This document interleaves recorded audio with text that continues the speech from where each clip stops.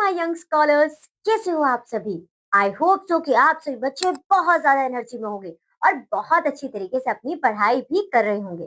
तो बच्चों, आज आपको पता है कि हम क्या पढ़ने वाले हैं?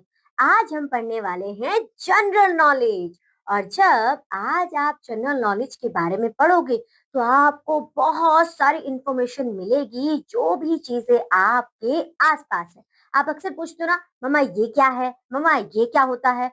तो आज उन सब क्या का आपको आंसर जरूर मिलेगा, क्योंकि आज हमारा सब्जेक्ट ही कुछ ऐसा है।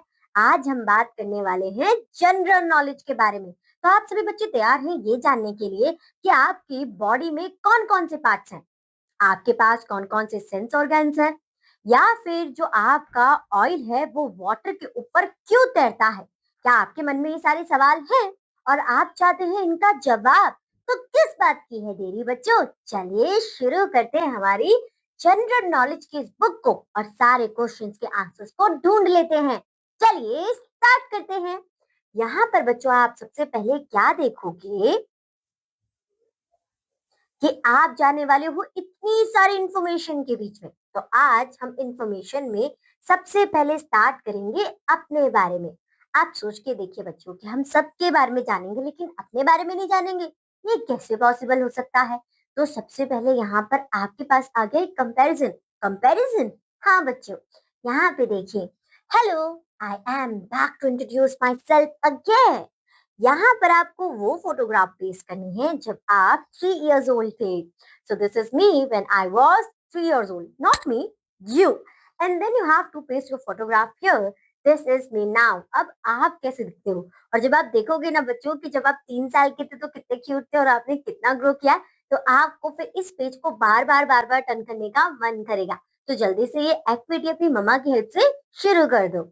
आगे चलते हैं। Next we have, you have to introduce yourself. So students, how we can introduce ourself? My name is Radhika. अगर आपका नाम राधिका है तो आप सिंपली यहाँ पर लिख देंगे माय नेम इज राधिका। लेकिन अगर आपका नाम है राहुल, कार्तिक, कीर्ति, तो जो भी आपका नाम है आप यहाँ पर लिख दोगे। Next you have, I am dash years old. अब मुझे तो नहीं पता कि आप कितने साल के हो, लेकिन आपको जरूर पता होगा आप कितने साल के हो, और यहाँ पर आप वो एज लिख दोगे। For example, I am 4 years old. I am 5 years old. I am 6 years old. Next you have, I have dash teeth. अब ये आपको कौन बताएगा कि आपके पास कितने टीथ है? तो आप अपनी टीचर की हेल्प ले सकते हो, आप अपनी मम्मा की हेल्प ले सकते हो, और फिर यहाँ पर लिख सकते हो कि आपके पास कितने टीथ हैं। Next, my birthday is on. और मुझे ऐसा लगता है ये तो आप सभी को पता होगा कि आपका बर्थडे कब आता है, क्योंकि जब बर्थडे आता है तो बहुत ज्यादा मजा आता है ना। तो आपको यहाँ पर अपनी बर्थडे डेट लिखनी है। Next, my height is this centimeters. तो अब आपको अपनी मम्मा की हेल्प से अपने आप को मेजर करना है इन सेंटीमीटर्स, और यहाँ पर वो सेंटीमीटर्स लिख देने हैं। Next, my weight is dash kilogram. अब जब आपको उठाया जाएगा और आपको वेइंग मशीन पे रखा जाएगा तो जरूर कुछ ना कुछ किलोग्राम का आप में वेट होगा ही होगा। तो वो वेट आपको यहाँ पे लिखना है। इसके बाद जब ये सारी एक्टिविटी यानी कि सब क्वेश्चन का आंसर आप दे दोगे बच्चों, तो आप सोच के देखिए, आपको पता है कि आप जब 3 साल के थे तो आप कैसे लगते थे, आपको ये पता है कि आपका बर्थडे कब आता है, आपको ये पता है कि आपकी एज कितनी है, आपको ये भी पता है कि आप कितने, आपका वेट है, आपकी कितनी हाइट है। तो देखा आपने आपने कितनी सारी इंफॉर्मेशन गेन करी सिर्फ और सिर्फ अपने बारे में। तो अब हम बाकी चीजों के बारे में नॉलेज गेन करना शुरू करें। चलिए शुरू करते हैं। और अब बात आती है हमारी बॉडी की। जैसे कि आप देख रहे हैं कि जैसे मैं बोल रही हूँ बॉडी, तो बॉडी में हैंड्स भी आ रहे हैं, बॉडी में हेयर्स भी आ रहे हैं, बॉडी में बहुत कुछ आ रहा है। तो चलिए बॉडी के बारे में पढ़ते हैं। यहाँ पर आपके पास है draw lines to label the parts of the body. तो यहाँ पर आप जब अपने बॉडी पार्ट्स के बारे में बताएंगे तो आप क्या करेंगे? You have to label the parts. For example, the first part we have head. तो आप देखिए कहाँ पर होगा हेड? यहाँ पर। तो अगर इस पिक्चर की बात करें तो इस पिक्चर में इस लड़की का, इस गर्ल का हेड कहाँ पर होगा? ये रहा है। ठीक है, तो आप इस तरीके से सर्कल कर सकते हो, लेबल कर सकते हो, या फिर अपने हेड को चूज कर कर ऐसे टच कर कर ये यहाँ पर लेबल कर सकते हो। नेक्स्ट हम बात कर रहे हैं ईयर की, या फिर नेक्स्ट हम बात कर लेते हैं आई की। तो जहां से हम पूरी दुनिया को देख पाते हैं वो क्या है? वो है हमारी आईज। तो यहाँ पर इस पिक्चर में कहाँ पर आईज है? ये रही आईज। तो आप इन्हें इस तरीके से सर्कल कर कर दिखा दोगे। सबके पास अपनी अपनी बुक है और सब अपनी अपनी बुक पे पेंसिल की हेल्प से सर्कल करेंगे, अपने बॉडी पार्ट्स को टच भी करेंगे, तभी तो हमें पता चलेगा ये हमारा हेड है, ये हमारी आई है। Okay, next we have ear. अभी आप मुझे कहाँ से सुन पा रहे हो? राइट, आप ईयर से सुन पा रहे हो। तो आप यहाँ पर ईयर को सर्कल कर दोगे। नेक्स्ट वी हैव नोज, जिससे मुझे टेस्टी टेस्टी खाने की महक आ रही है। वाओ, यहाँ पर छोले भटूरे, राजमा चावल, पिज्जा, बर्गर, कैसे पता चल जाता है? इसकी मदद से पता चल जाता है। तो यहाँ पर नोज कहाँ पर है?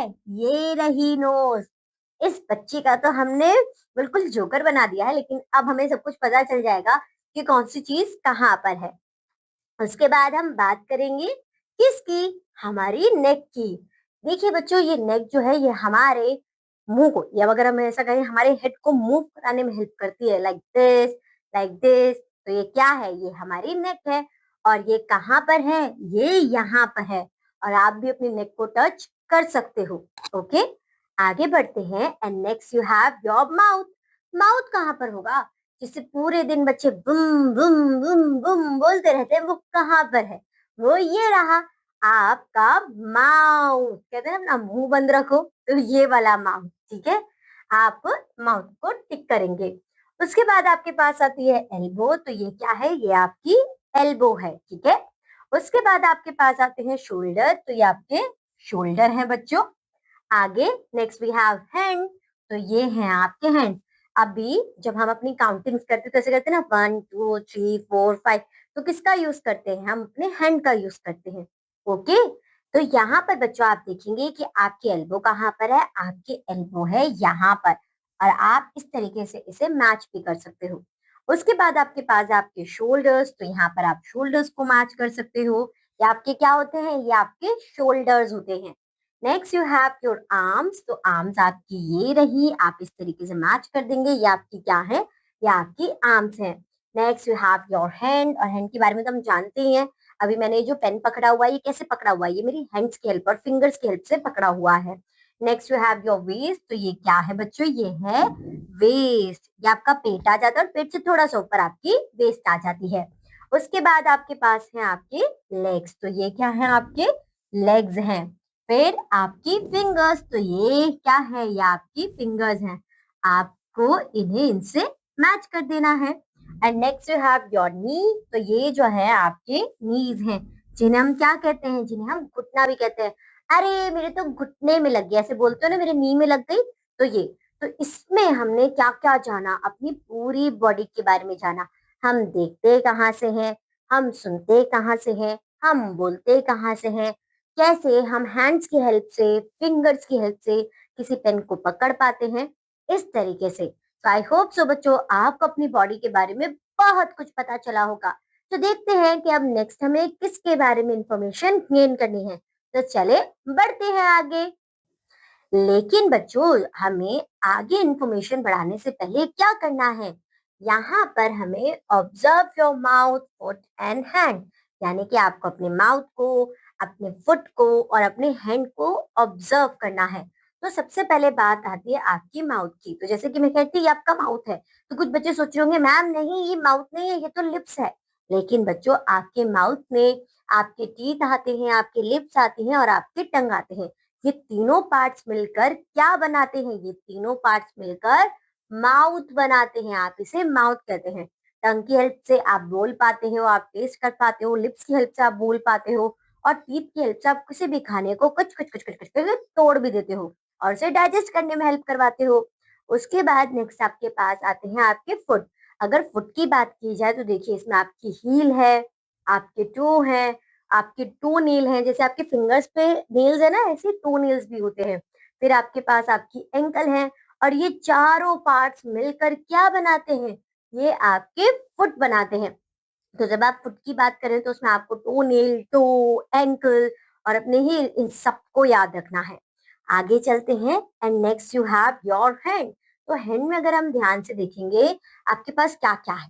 देखिए सबसे पहले तो आपका ये हैंड है और इसमें आपके पास 4 फिंगर्स, 1 थंब। तो ये है आपका थंब और थंब है तो उसके ऊपर नेल तो होगा ही होगा। ये कैसी बात कर दी, तो ये आपके उसके ऊपर नेल्स भी होंगे।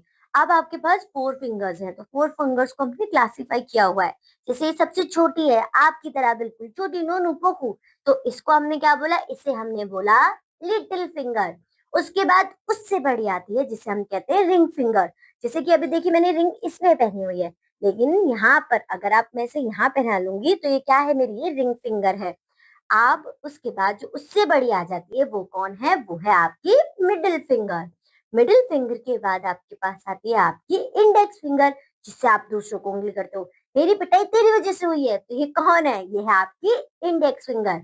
और जब आपके पास ये सब आ जाते हैं, और देखिए थोड़ा सा पास्ट आप पार्ट आपका रिस्ट का भी आता है, जिसमें आप वॉच पहनते हो, आपकी मम्मियाँ चूड़ियां पहनती हैं, तो ये क्या है, ये है आपकी रिस्ट। और ये सारी चीजें मिलकर क्या बनाती हैं, ये सारी चीजें मिलकर बनाती हैं हैंड। इसके बाद can you turn your fingers as shown, तो क्या आप ऐसे कर सकते हो, यो, क्या आप ऐसे बंदूक मार सकते हो, आप आराम से मार सकते हो। उसके बाद क्या आप मुट्ठी बना सकते हो, क्या आप अपने इस थंब को इसके अंदर इस तरीके से कर सकते हो। तो अब आपको इनकी प्रैक्टिस करनी है और जब आप करोगे ना तो आपको बहुत मजा आएगा। अब हम आगे बढ़ते हैं। तो बच्चों अब हमने अपनी बॉडी के बारे में तो सब कुछ जान लिया, अब हम नेक्स्ट क्या जानेंगे, अब हम बात करेंगे हमारे सेंस ऑर्गन्स की। सेंस ऑर्गन्स का मतलब क्या है, जिसकी वजह से हम कुछ भी चीज फील कर पाते हैं। तो यहाँ पर बोला है वी हैव 5 सेंसेस। कितने सेंसेस होते हैं ह्यूमन बीइंग्स में, 5 senses. The first one is we use our eyes to see things. For example आप सोच के देखिए कि आपको इतनी सुंदर दुनिया देखने को मिल रही है, आप मुझे इतने क्यूट क्यूट बच्चे देखने को मिल रहे हैं, तो ये कैसे देख पा रही हूँ मैं देख पा रही हूँ ना अपनी आईज की हेल्प से। तो मुझे सेंस है, नहीं मेरा सेंस है कि मैं किसी चीज को देख पा रही हूँ, फील कर पा रही हूँ। सो ये है आपका first sense organ, means your first power which is your site. Next, अगर अब मैं आपकी आईज को क्लोज कर दूं और मैं बोलूं आपसे कि आपके सामने एक पिज्जा रखा हुआ है, या फिर मैं आपको कुछ स्मेल करने के लिए बोलूं अच्छा और गंदा, तो आप आराम से अपनी नोज की हेल्प से उसे स्मेल कर सकते हो और बिना देखे बता सकते हो कि कोई अच्छी चीज है या फिर बुरी चीज। अगर गंदी बदबू आएगी तो गंदा होगा और अच्छी खुशबू आएगी तो वो अच्छा होगा। So we use our nose to smell things, कि अगर हमारे पास जो भी आसपास चीजें हैं उन्हें हम कैसे स्मेल करते हैं, with the help of our nose, तो आप इसे बोलेंगे smell. Next we have taste. आप ये देखोगे बच्चों कि आप जब भी कुछ टेस्ट करते हो तो आप बताते हो ये स्वीट है, ये सार है, ये बिटर है। कैसे बता पाते हो, क्योंकि आपने उसे टेस्ट किया है, और जिसमें आपकी किसने हेल्प करी है, आपकी टंग ने। So we use our tongue to taste things. आपके नोज को बंद कर दिया जाए, आपकी आइस को बंद कर दिया जाए और फिर आपको कोई चीज टेस्ट कराने के लिए दी जाए, तो आपने अगर वो पहले खाई है तो आप आराम से याद करके बता सकते हो कि हाँ ये छोले भटूरे हैं, हाँ ये राजमा चावल है, हाँ ये मीठा है, हाँ ये खट्टा है। तो आप किसकी हेल्प से बता पाते हो, अपनी टंग की हेल्प से। और ये कौन सी पावर है, आपकी टेस्ट करने की पावर है। तो 5 सेंस ऑर्गन्स की बात कर रहे थे, 3 पावर्स के बारे में बात कर ली है, जो कि आपका है साइट, स्मेल और टेस्ट। आगे बढ़ते हैं बच्चों and next you have here. Here का मतलब क्या होता है कि आप कुछ भी चीज को सुन सकते हो। आप सोच के देखिए कि अभी आपकी आईज हम बंद कर देते हैं और फिर मैं आपसे कुछ बोलूं और आपने मेरी आवाज पहले सुनी हुई है या फिर आपने अपने फ्रेंड्स की आवाज सुनी जो पीछे से चिल्लाता है राहुल, तो आपको पता है ना कि आपको विपिन ने आवाज दी है, आपको राधिका ने आवाज दी है। कैसे, क्योंकि आप सुन सकते हो, आप हियर कर सकते हो। We use our ears to hear things, और बहुत बार आप जब चीजों को सुनते हो तो आप अपने आप को सिक्योर कर लेते हो बहुत सारी चीजों से, राइट। आगे next we have feel. Feel का मतलब क्या है कि अभी मैंने आपको टच किया, तो टच करने से आपको पता चला ना कि कोई आपके पास आया है, किसी ने आपको छुआ है। तो यहाँ पर क्या होता है कि यहाँ पर हम फील कर पाते हैं, ये जो हमारी स्किन है ये हमें फील कराती है।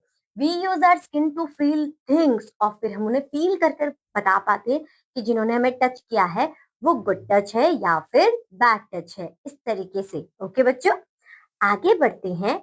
और आगे बढ़ने के साथ साथ हमारे पास आइए एक छोटी सी एक्टिविटी। वो एक्टिविटी क्या है, sense of sight, circle the things that can help you see in the dark, यानी कि आप ये देखेंगे कौन सी ऐसी चीज है जो आपको डार्क यानी कि अंधेरे में देखने के लिए हेल्प करेगी। मैं बोलूं बटरफ्लाई हेल्प करेगी? हम्म, बिल्कुल भी नहीं। मैं कहूँ बॉल हेल्प करेगी? अरे ये कैसे हो सकता है? हमें हेल्प करेगी हमारी टॉर्च और हमारी कैंडल। आपको वो याद है ना, वो आती है गोस्ट आंटी, आती है, गुमनाम है कोई, वो कैसे आती है?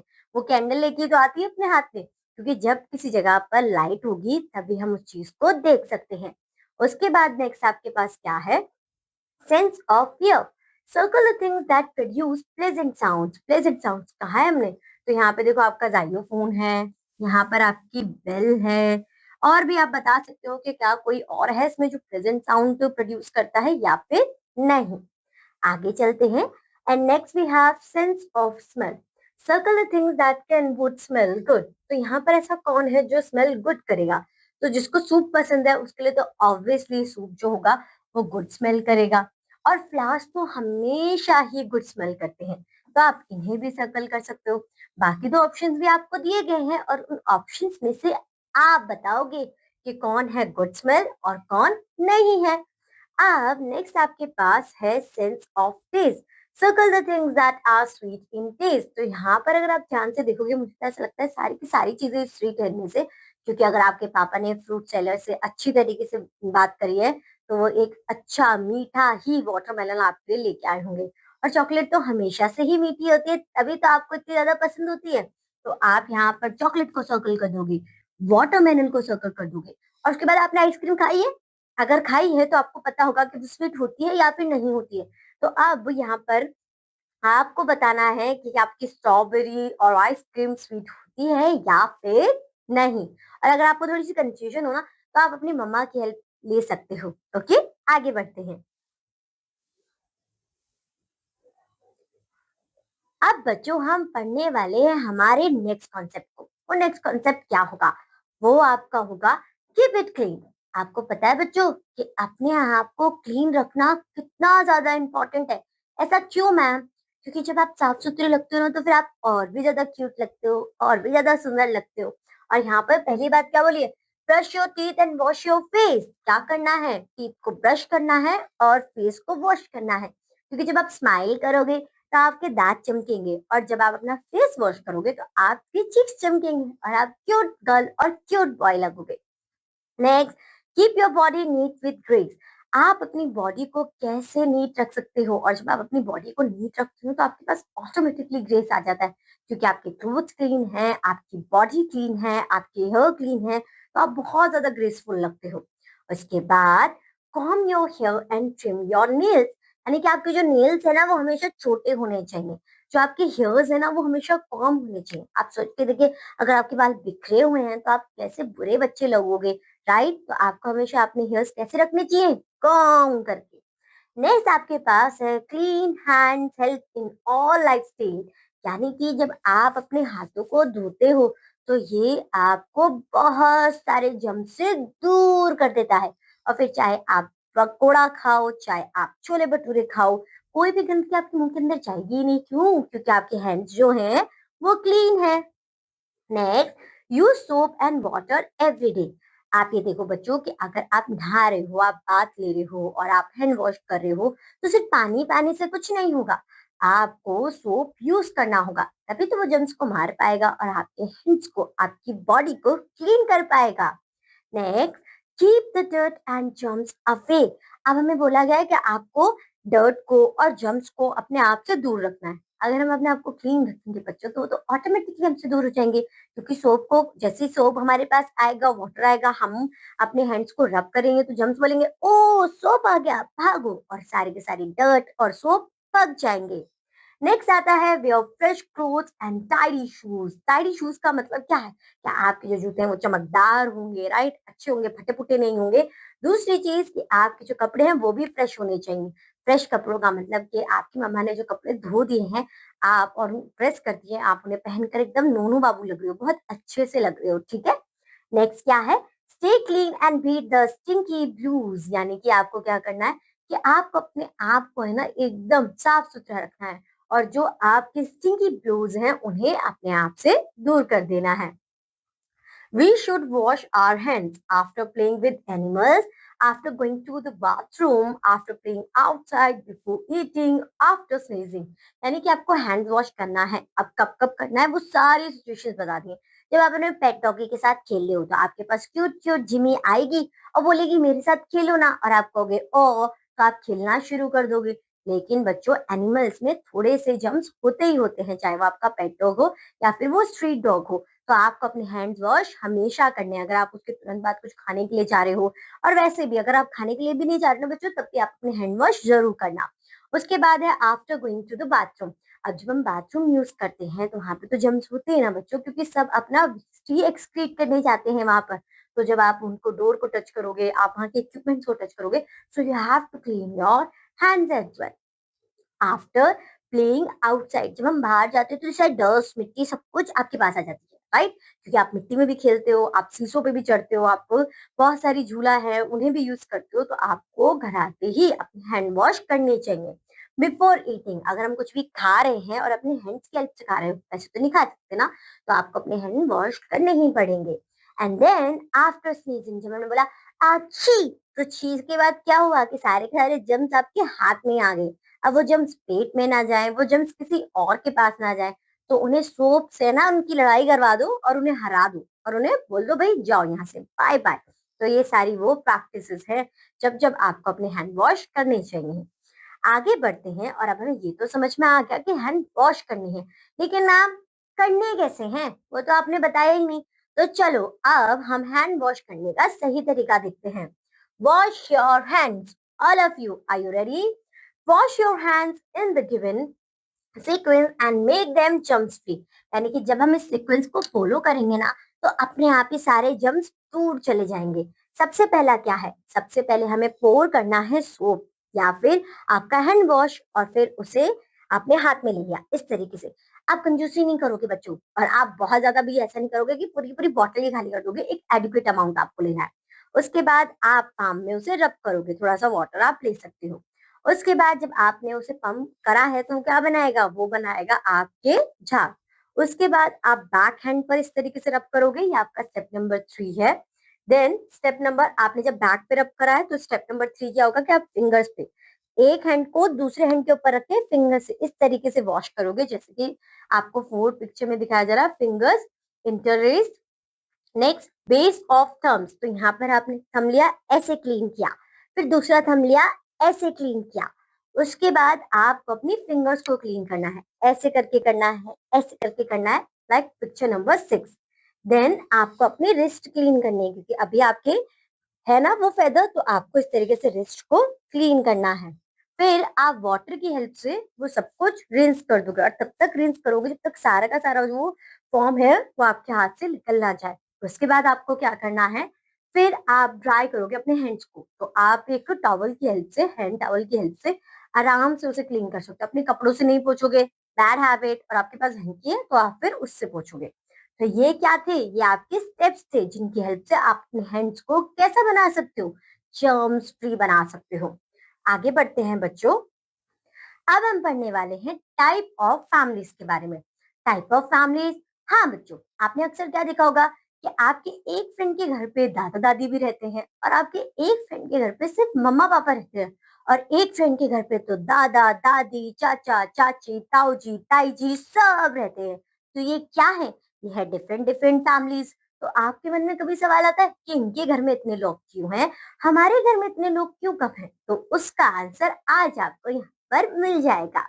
यहाँ पर आप देखते हो families are big, families are small. तो फैमिलीज बिग भी हो सकती हैं और स्मॉल भी हो सकती हैं। Families are different and we love them all. यानी कि अब आपके घर में दादा दादी हैं तो आप उन्हें भी प्यार करोगे, चाचा चाची हैं तो उन्हें भी प्यार करोगे, और इनमें से कोई नहीं है सिर्फ आपके मम्मी पापा हैं, उनसे भी प्यार करोगे। तो फैमिली का साइज चाहे कुछ भी क्यों ना हो, हम अपने फैमिली मेंबर से हमेशा बहुत प्यार करते हैं। उसके बाद there are parents in a family and children too. आप जनरली देखोगे तो मम्मी पापा और बच्चे तो हर फैमिली में होते ही होते हैं, क्योंकि इनके बिना तो फैमिली नहीं बन सकती। उसके बाद grandmas, grandpas, and sometimes a crew also we have, right? Next, aunties and uncles, cousins, और यहाँ पर आप देखते हो कि आप किसी-किसी घर में जब अंकल-आंटी हैं तो ऑब्वियसली उनके बच्चे भी होंगे। इसका मतलब आपके कज़िन्स भी होंगे, उनकी मस्तियाँ भी होंगी, right? Some families have pets and may be even more, यानी कि किसी के पास तो घर में पेट्स भी होते हैं। कहीं पे सिर्फ 1 होता है और कहीं पे 2 होते हैं, राइट? तो जैसे कि मेरे घर में भी 2 पेट्स हैं, जिम्मी और Elsa. Next, families are people who care about you. और आप फैमिली का मतलब क्या समझते हो बच्चों? कि आपकी फैमिली आपसे बहुत ज्यादा प्यार करती है और हमेशा चाहती है कि आप अपनी लाइफ में ग्रो करो, आपको कोई परेशानी ना हो। इसलिए हमें हमेशा हमारे अपने बड़ों की बातें माननी चाहिए। उसके बाद my family special and yours is too, यानी कि अगर मेरी फैमिली स्पेशल है तो आपकी फैमिली भी स्पेशल है, क्योंकि हर एक फैमिली स्पेशल होती है क्योंकि वो हमारा भला चाहती है। आगे हम देखते हैं यहाँ पर हमारे मेंबर्स को कि अब जिसकी जॉइंट फैमिली है, बड़ी फैमिली है, तो उनके घर में कौन कौन होगा। तो सबसे पहले हम शुरुआत करते हैं ग्रैंडफादर से। ओके, ये आपके कौन है? ये आपके ग्रैंडफादर है, ये ग्रैंडमदर है, ये आपके पापा फादर, ये आपकी मम्मा मदर। फिर आप यहाँ पर देख रहे हो ये आपका भाई है, brother, and this is you, it's you, this is your पेट। ये आपकी कजन सिस्टर है, या आपके अंकल है, या आपके आंट है। और देखिए कितनी बड़ी और कितनी हैप्पी फैमिली है आपकी। आगे बढ़ते हैं और यहाँ पर आप देखेंगे कि हमने फैमिली के बारे में तो पढ़ा। अब हम देखते हैं कि रोल्स ऑफ फैमिली मेंबर्स। अब ये जितने भी लोग हमें दिखाई दिए, तो क्या इनका हमारी लाइफ में कुछ रोल है या फिर कुछ डिफरेंट रोल है? तो चलिए वो देखते हैं। यहाँ पर आप देखोगे how can our family members help each other. हमारे जो फैमिली मेंबर्स होते हैं ना, वो हमेशा हमारी हेल्प करते हैं। कैसे? देखते हैं। Eat, listen, talk and plan together. हम बातें साथ में करते हैं, हम खाना साथ में खाते हैं, और फिर अगर हमें किसी भी इम्पोर्टेंट टॉपिक पे कोई प्लानिंग करनी है ना, तो वो भी हम साथ में करते हैं। तो सबसे बड़ा रोल तो यही हो गया। आप सोच के देखिए, अकेले बैठ के खाने में मजा नहीं आता ना, लेकिन जब सब लोग आ जाते हैं, बातें करते हैं, मस्ती करते हैं, तो कितना ज्यादा मजा आता है। उसके बाद make decisions together include everyone. और जो भी कोई छोटे से छोटी बात हो या बड़ी से बड़ी बात हो, उन बातों पे जो डिसीजंस लिए जाते हैं कि काम होगा या फिर नहीं होगा, वो सब मिलकर करते हैं, include everyone. Next, older children can help younger children. जैसे कि आप बड़े हो तो आप अपने छोटे भाइयों को मतलब छोटे भाई बहनों को अपनी पुरानी बुक्स देते हो, उन्हें पढ़ने में हेल्प करते हो, उनका होमवर्क करवाने में हेल्प करते हो। तो ये आपके कजिन्स होते हैं जो आपसे बड़े होते हैं, जो आपकी हमेशा हेल्प करते हैं आपकी स्टडी में। Next, share your concerns, worries, hopes and dreams with your family. और जब हम बात करते हैं ना फैमिली की, तो हम अपने मतलब अपने कंसर्न्स बताते हैं कि हाँ मुझे इस बात से डर लगता है, मैं इस बात से परेशान हूँ। या फिर आप ये बताते हो कि हाँ मेरे इतने दोस्त हैं। अपने ड्रीम शेयर करते हो कि बड़े होकर हम टीचर बनेंगे, बड़े होकर हम पायलट बनेंगे, अपनी फैमिली के साथ। और हमारी फैमिली उन्हें सुनती है, हमारी बातों को समझती है, राइट? आगे चलते हैं बच्चों। और अब आप यहाँ पर देखेंगे होम अप्लायंसेस के बारे में। जब फैमिली की बात कर ली है तो फैमिली रहेगी तो घर में ही, और जब घर के बारे में बात करें तो घर के अप्लायंसेस के बारे में बात करना तो बहुत ज्यादा इम्पोर्टेंट है। तो चलिए शुरू करते हैं। यहाँ पर आप देखोगे बच्चों कि ये देखिए आपका रूम का कुछ आउटलेट यहाँ पे दिया हुआ है। यहाँ पर आपके पास है आपका कैमरा, आपके पास है लैम्प, एसी, एलईडी टीवी, और यहाँ पर और क्या दिया हुआ है? यहाँ पर देखिए गीजर है। ये आपका रूम था और यहाँ पर अब आपका वॉशरूम आ गया है। गीजर है, यहाँ पर आपके पास वॉशिंग मशीन है, राइट, मिरर है। ये सारी चीजें बताई हुई है। ये आपका एग्जॉस्ट फैन है यहाँ पर, राइट। आगे बढ़ते हैं और यहाँ पर आप देख रहे हैं कि एक और बेडरूम आ रहा है, और आप ऐसा कह सकते हैं कि आपका ये ऑफिस रूम है। जब हम वर्क फ्रॉम होम करते हैं, राइट, तो यहाँ पर आपका कंप्यूटर है, प्रिंटर है, यहाँ पर स्पीकर्स हैं, डस्टबिन है, ये सारी चीजें एक ऑफिस रूम में होती हैं। फिर आ जाता है हमारा किचन, जहाँ पे टेस्टी टेस्टी खाना बनाती है हमारी मम्मा। तो यहाँ पर आप देखोगे कि क्या क्या है। माइक्रोवेव, कोई भी चीज गर्म करने के लिए। रेफ्रिजरेटर, कोई भी चीज ठंडी करने के लिए। फिर आपकी आती है टी मशीन, अगर आपको चाय बनानी है तो टी मशीन तो चाहिए ना बच्चों। फिर यहाँ पर आप देखते हो मिक्सर, जूस बनाने के लिए ये चिमनी, कि अगर कोई भी धुआं वगैरह हो रहा है तो ये सबको एब्जॉर्ब कर और किचन से बाहर निकाल दे। उसके बाद आप यहाँ पर देखते हो कि पार्किंग में आपकी कार खड़ी हुई है, राइट। तो ये सारी चीजें आपके घर में होती हैं। तो अब बच्चों हम पढ़ने वाले हैं हमारे स्कूल के बारे में, means at school. So we see here that a school is a place where we get education, learn new things, play and make friends, teachers and students learn new things. तो जब आप अपने school में जाते हो तो school आपका कैसा प्लेस है जहाँ पे आपको एजुकेशन के बारे में पता चलता है, यहाँ पर आपकी टीचर्स आपकी हेल्प करती हैं, आपके नए फ्रेंड्स बनते हैं और आप स्कूल में ही नई नई चीजों को सीखते हैं। देखिए, अगर मैं कहूँ ये है राधिका, ये राहुल, ये कीर्ति, राइट, कीर्ति भी है यहाँ पर अजय है, यहाँ पर रेयांश है। तो ये सब क्या है? अब आपको देखना है कि यहाँ पे कौन-कौन आपकी क्लासरूम में कौन-कौन से बच्चे हैं और ये सब कह रहे हैं, "हेलो, हम तो स्कूल जा रहे हैं, बाय-बाय" इस तरीके से। और ये क्या करने जा रहे हैं? ये अपने टीचर से अपने आप अपनी हेल्प कराने के लिए जा रहे हैं, ये नई चीज़ों को सीखने जा रहे हैं, ये नए फ्रेंड्स को बनाने जा रहे हैं, राइट? आगे चलते हैं। अब यहाँ पर आप देखोगे classroom, a room where children sit and learn from the teacher. यानी कि क्लासरूम क्या होती है? क्लासरूम एक ऐसी जगह है जहाँ पर बच्चे बैठते हैं और अपनी टीचर से सीखते हैं। जैसे कि इस वक़्त मैं आपकी टीचर हूँ, शायद आप भी क्लासरूम में बैठे हुए हो और आप मुझसे इन सारी चीज़ों को, जनरल नॉलेज की जो चीज़ है, उनको पढ़ रहे हो। उसके बाद आपका आता है कंप्यूटर रूम। कंप्यूटर रूम में क्या है? कंप्यूटर रूम यानी कि एक ऐसा रूम जहाँ पर कंप्यूटर्स होंगे। A room with computers where students learn to use them. और आप सभी बच्चे कैसे कंप्यूटर को आपको यूज़ करना है वो सीखते हैं। आगे चलते हैं and next you have canteen. Canteen is my favourite place in my school, right? Because here we have a lot of things, right? So a place where we can buy and eat food. यानी कि आप जो मम्मा से pocket money लेके आते हो, फिर आप कैंटीन वाले भैया को देते हो और फिर आपके पास आपकी पैटीज़ आती हैं, कोक आती हैं और हेल्दी-हेल्दी चीज़ें भी आती हैं, ठीक है? और आप उन्हें साथ में ईट करते हो। Next you have your library, a quiet place where books are stored for reading और स्टडिंग। सो आपके पास एक लाइब्रेरी है जहाँ पे बहुत सारी बुक्स हैं, आप उन बुक्स को निकालते हो, पढ़ते हो, एन्जॉय करते हो। उसके बाद आपके पास आता है आपका म्यूज़िक रूम। म्यूज़िक रूम में आप क्या करोगे? वहाँ पर आप म्यूज़िक क्लासेस लेते हो। A room where students learn music and play musical instrument। तो आप देखिए यहाँ पर आप ड्रम बजाना, यहाँ पर आपका गिटार है, ये सारी चीज़ें किस तरीके से इन इंस्ट्रूमेंट्स को आपको यूज़ करना है, कैसे आपको म्यूज़िक के बारे में और चीज़ें सीखनी है, ये आप अपने म्यूज़िक रूम में सीखते हो।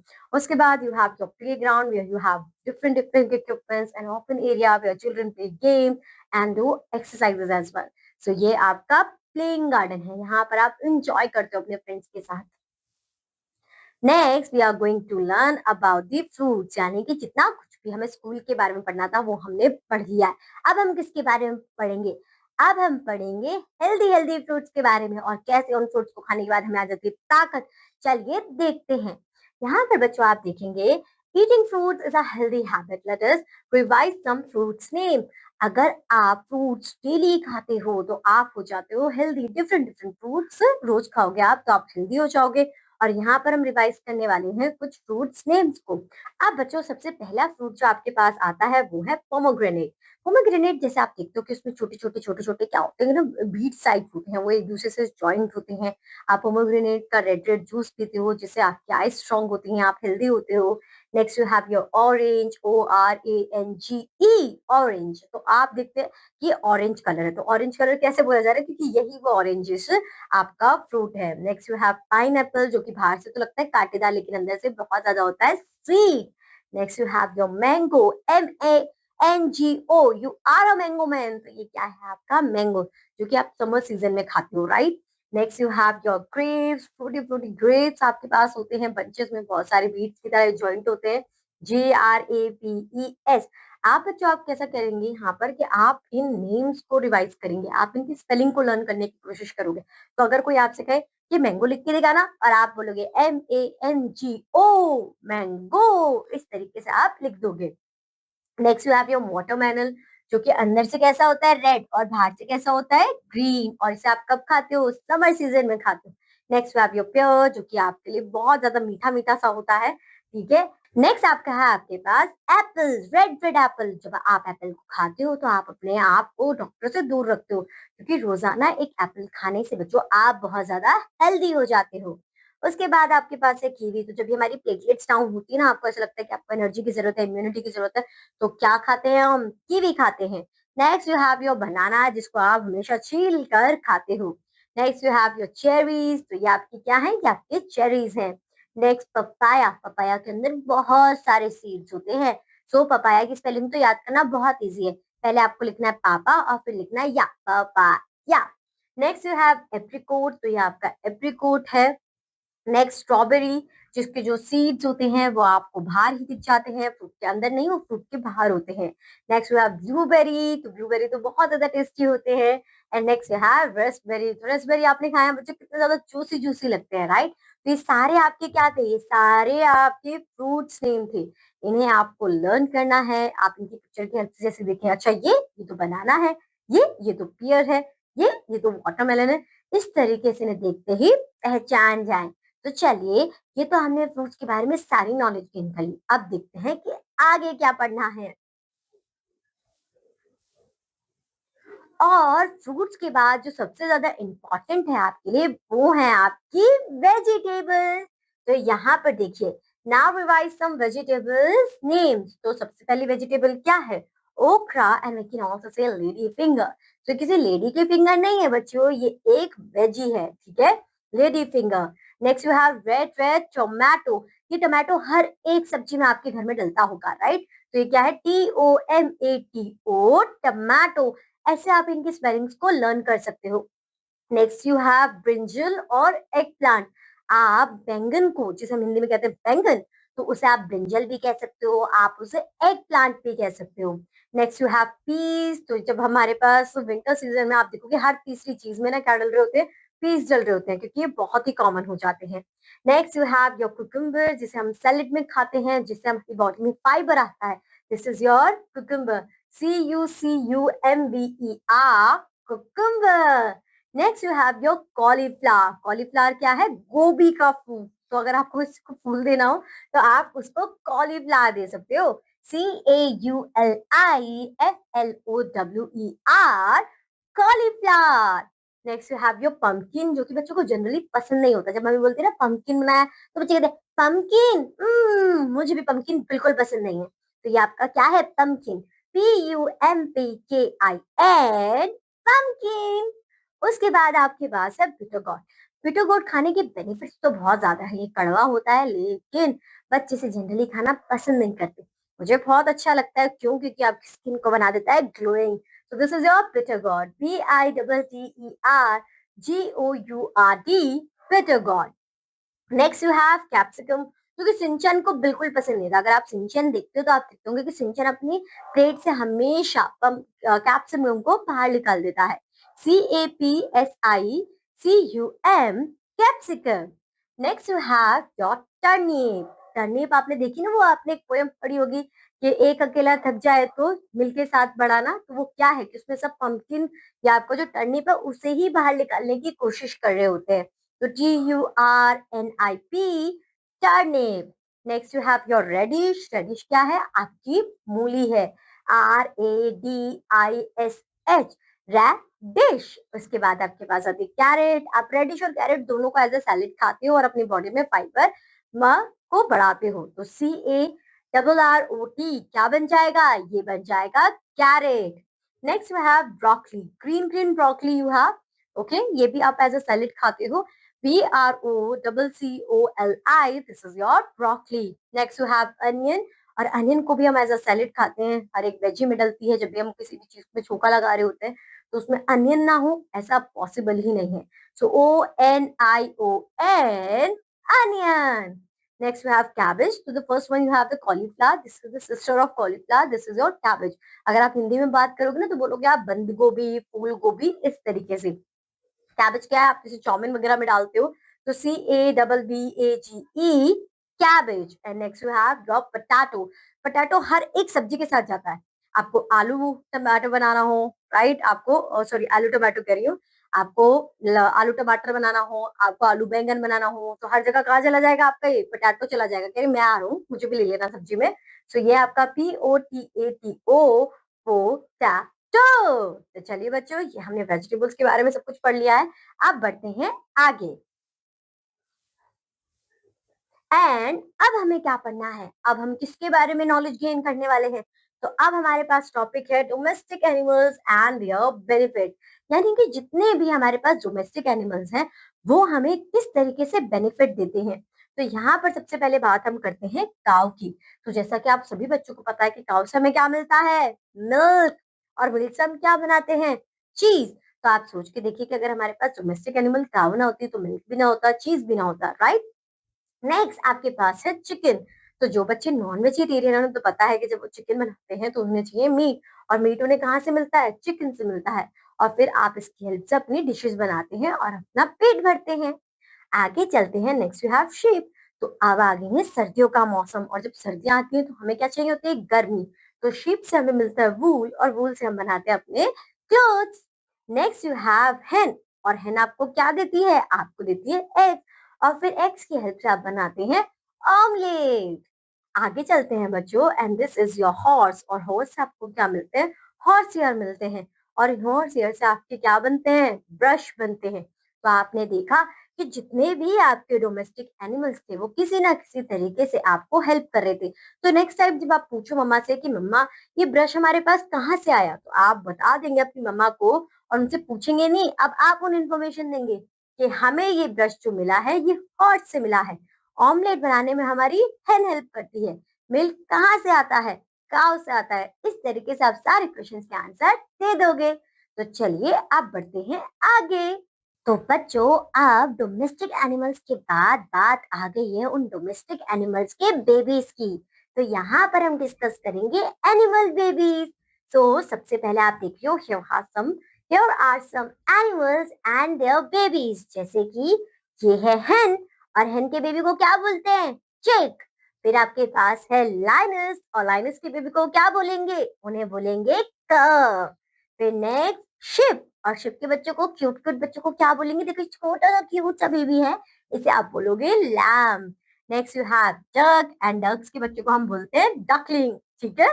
नेक्स्ट ये है काउ, और काउ के जो बेबीज होते हैं उन्हें क्या बोला जाता है? उन्हें बोला जाता है काफ।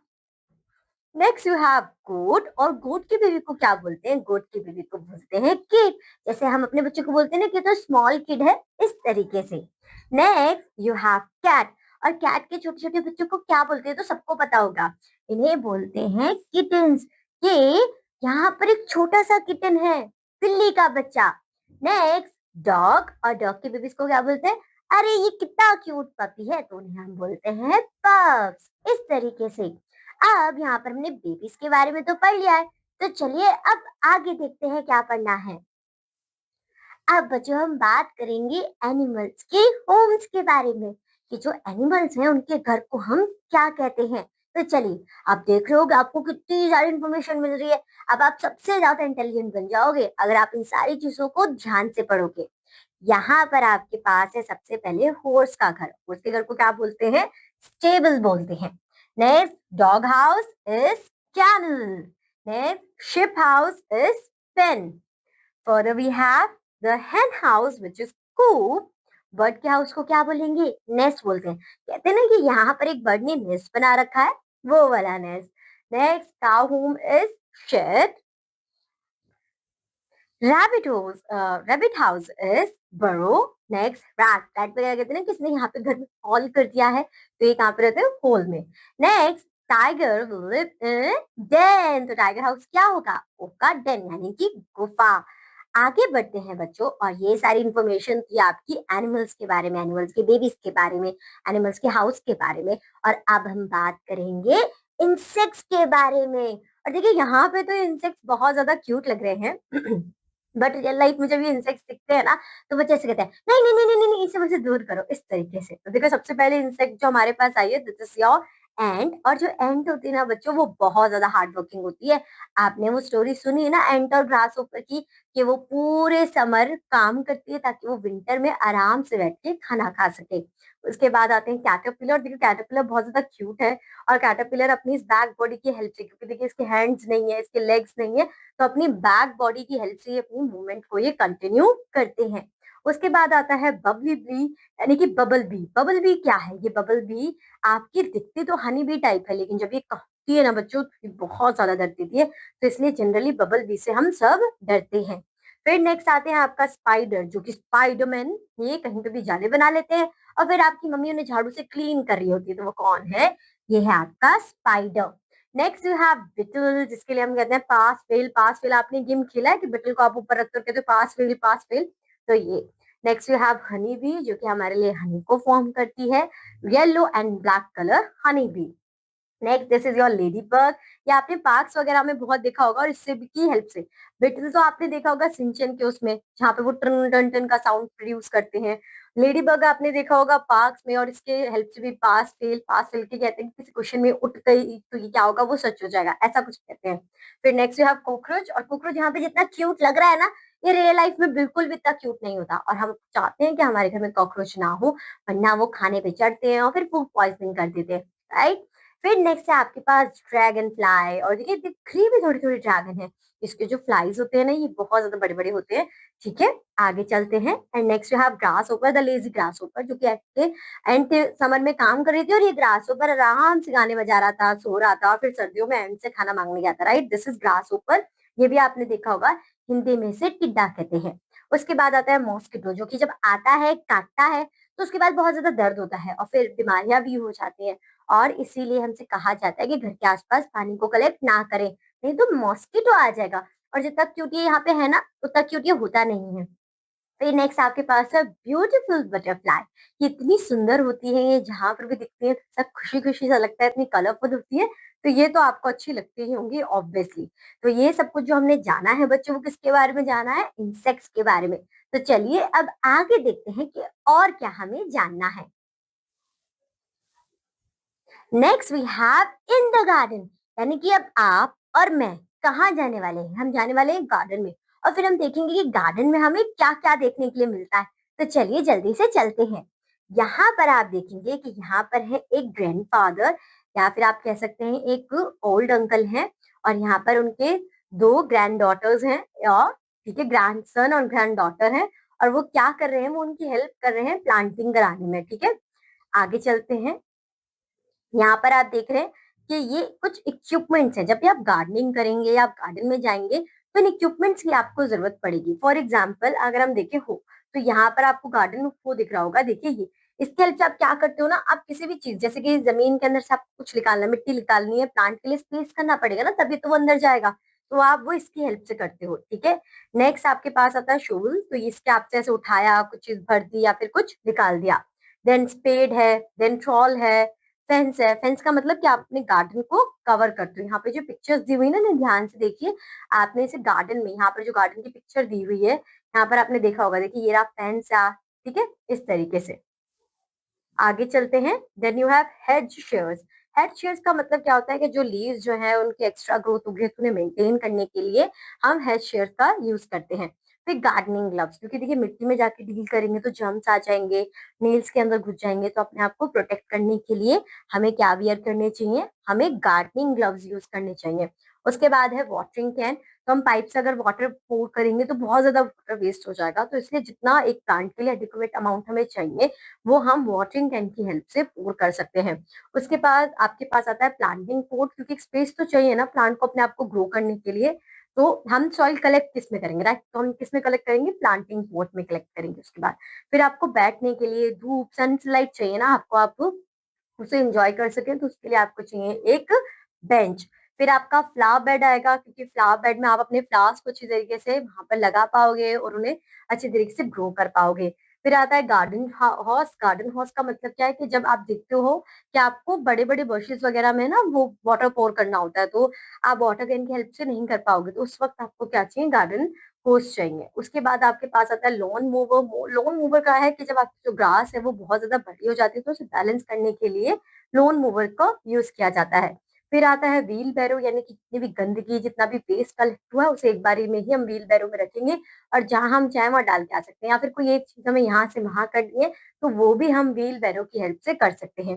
Next we have rake. तो रेक की हेल्प से क्या करते हैं कि इक्वल इक्वल अमाउंट, यानी कि इक्वल करते हैं अपने मोस्ट ऑफ द चीजें, या फिर कुछ गंदा वंदा है जो सॉलिड है उसे कलेक्ट करके एक साइड आप उसे कर सकते हो। तो ये सारे के सारे आपके गार्डन इक्विपमेंट्स थे, जिसकी हेल्प से आप गार्डनिंग बहुत इजीली अपने पेरेंट्स के साथ, अपनी बड़ी सिस्टर के साथ कर सकते हो। आगे बढ़ते हैं बच्चों, अब देखते हैं कि हमें क्या पढ़ना है, और आपके पास आ जाते हैं पार्ट्स ऑफ प्लांट। तो पार्ट्स ऑफ अ प्लांट में आप देखेंगे कि जब आप प्लांट देखते हो, आप पकड़ते कहीं और से, सूंघते किसी और चीज को, और उसमें आप देखते हो कि लीव्स भी होते हैं। तो बेसिकली एक प्लांट में बहुत सारे पार्ट्स होते हैं। तो यहाँ पर है a plant needs air water soil and sunlight to grow. क्या क्या चीजें चाहिए एक प्लांट को ग्रो करने के लिए, तो सबसे पहले उसे चाहिए एयर। फिर चाहिए water, then soil, then sunlight. इनकी हेल्प के बिना वो अपने आप को ग्रो नहीं कर पाएगा। यहाँ पर देखते हैं, this is your a plant, और यहाँ पर इस प्लांट में सबसे पहले आपको देखना है कि क्या है जिससे इसकी ग्रोथ हो रही है। दिस इज रूट्स, सबसे जो सॉइल के अंदर होती हैं रूट्स, और यहीं से आपके प्लांट की ग्रोथ होती है। फिर जो आपके प्लांट को सपोर्ट देता है, उसे स्ट्रेट खड़ा रखता है, वो कौन है? वो है उसकी स्टेम्स। उसके बाद आपके प्लांट्स पर क्या आते हैं? आपके प्लांट्स पर आते हैं फ्लावर। देखिए यहाँ पर आपके क्या है? ये फ्लावर है। और इन फ्लावर्स के साथ साथ क्या होते हैं? लीव्स भी होते हैं, ग्रीन ग्रीन लीव्स होते हैं। और फर्दर जो आपका एंड रिजल्ट है, जिसे आप करके खा जाते हो, वो क्या है? वो है आपके फ्रूट्स। तो अगर आप ध्यान से देखोगे, आपके प्लांट में कौन कौन से पार्ट्स हैं? आपके पास रूट्स हैं, स्टेम है, फ्लावर है, लीफ है, और फ्रूट्स है। तो आई होप सो कि जब आपके पास कोई प्लांट आएगा तो आप इजिली क्लासिफाई करोगे कौन रूट है, कौन लीफ है, कौन फ्लावर है, कौन फ्रूट है। ओके, आगे बढ़ते हैं बच्चों, और अब देखते हैं कि हमें आगे क्या पढ़ना है। So here we have flowers. तो अब हम किसके बारे में पढ़ने वाले हैं? अब हम फ्लावर्स के बारे में पढ़ने वाले हैं। और ये फ्लावर तो मुझे लगता है सब बच्चों को पता ही होगा, ये है आपका रोज, ROSE, रोज, जो कि बहुत ब्यूटीफुल होता है।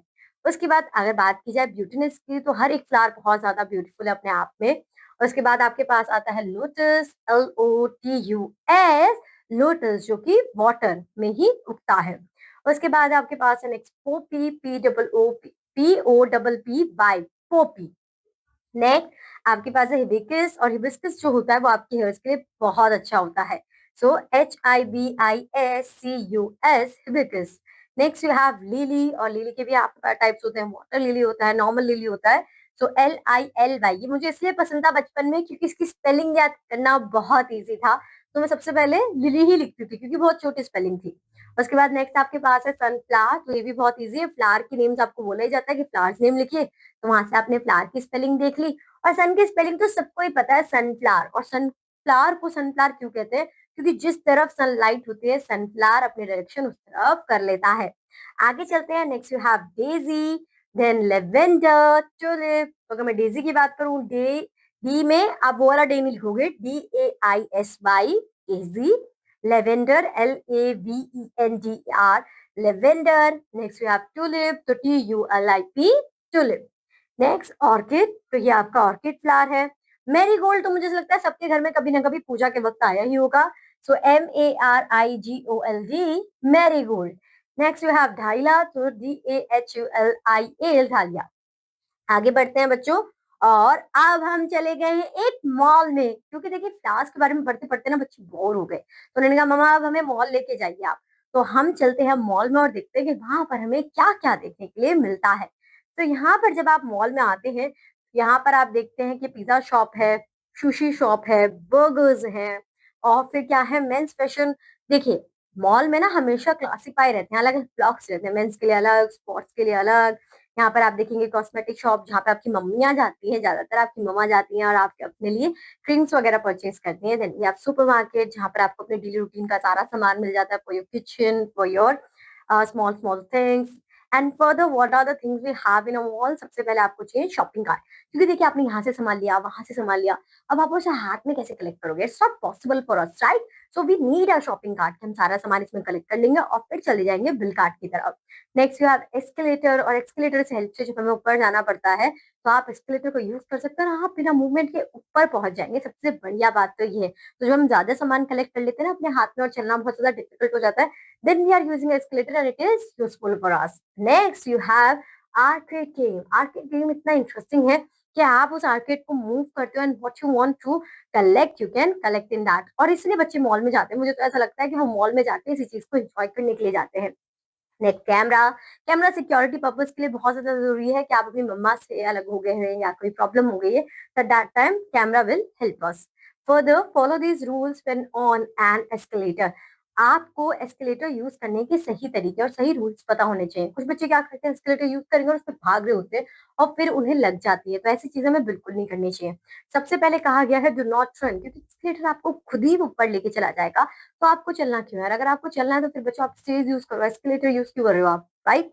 Then the second thing, hold the hand rail and face forward, यानी कि आप क्या करते हो कि आप उसे पकड़ के बैठे हुए हो, आपने इसे पकड़ा हुआ है और ऊपर जा रहे हो तो उसे छोड़ नहीं रहे हो, आपको एक हल्का सा रखना होता है और आप रखें, उसके लिए वो मूवमेंट हो रहा है तो उसको सिर्फ जकड़ के मत रखिए वरना आपका जो बैलेंस है वो बिगड़ सकता है। फिर आप यहाँ पर देखेंगे, डू नॉट स्टैंड और sit on the edge of the steps, और आप ना तो उनके स्टेप्स पे बैठेंगे ना ही खड़े रहेंगे, इससे मूवमेंट में डिस्टर्बेंस होती है। Tie your shoes, always make sure that कि जब भी आप एस्केलेटर यूज कर रहे हैं तो आप अपने शूज जो हैं उन्हें अच्छी तरीके से टाई करेंगे शू लेसेस को, क्योंकि वो अटक जाते हैं और उसकी वजह से आप गिर सकते हो, आपका बैलेंस खराब हो सकता है। आगे चलते हैं और आपको यहाँ पर क्या देखने के लिए मिलता है, this is your Electromart, this is your boutiques, जहाँ पर आपको सारा अपने इंपॉर्टेंट सामान मिलते हैं। इलेक्ट्रो कार्ट में आपको सारे इलेक्ट्रॉनिक इक्विपमेंट्स देखने के लिए मिलेंगे, आपके टीवी हो गया, आपके ये डीजेज हो गए, कंप्यूटर हो गया, सारी चीजें। फिर सिक्योरिटी गार्ड होता है, प्रोटेक्टर्स, फिर आपका फूड कार्ट होता है। तो ये फूड कार्ट मुझे ऐसा लगता है बहुत ज्यादा जरूरी है, क्योंकि आप शॉपिंग करते करते भूख तो लगेगी ही लगेगी, तो उसके बाद आप इसका यूज कर कर आराम से अपनी पेट पूजा कर सकते हो।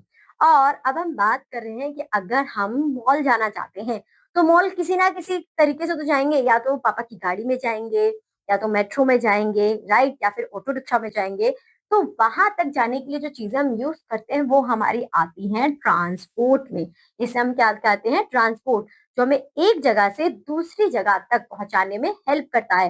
और हमारे पास बहुत सारे ट्रांसपोर्ट सिस्टम है, जैसे कि सबसे पहले आप यहाँ पर देखते हैं लैंड ट्रांसपोर्ट। लैंड ट्रांसपोर्ट का मतलब होता है वो ट्रांसपोर्ट जो लैंड के ऊपर चलते हैं। फॉर एग्जाम्पल कार है, रोड के ऊपर चलती है, सड़क के ऊपर चलती है, राइट। आपकी वैन भी, मोटरसाइकिल भी, स्कूटर, ट्रक, बस, बाईसाइकिल, ट्रेन, ट्रैक्टर, ये सारी चीजें क्या है, ये लैंड के ऊपर चलती है और आपको एक जगह से दूसरी जगह पे पहुंचाती हैं। पर्पस सबका अलग अलग होता है। फॉर एग्जाम्पल अगर मैं बात करूँ कार की तो आप अपनी फैमिली के साथ हैं, वैन की बात करूँ तो जैसे कि आपके स्कूल, आप बच्चों को देखते होंगे कि वैन में स्कूल आते हैं, तो जब बच्चों को बहुत ज्यादा लोगों को लेके जाना हो।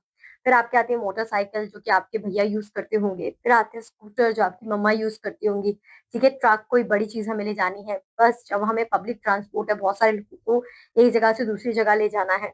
फिर बाईसाइकिल आप अपने लिए यूज करते होंगे, राइट। ट्रेन जब बस के कंपैरिजन में ज्यादा लोगों को चाहिए और डिस्टेंस अब ज्यादा बढ़ चुका है आपका कि आपको एक विलेज से दूसरे विलेज जाना है, then you are using train.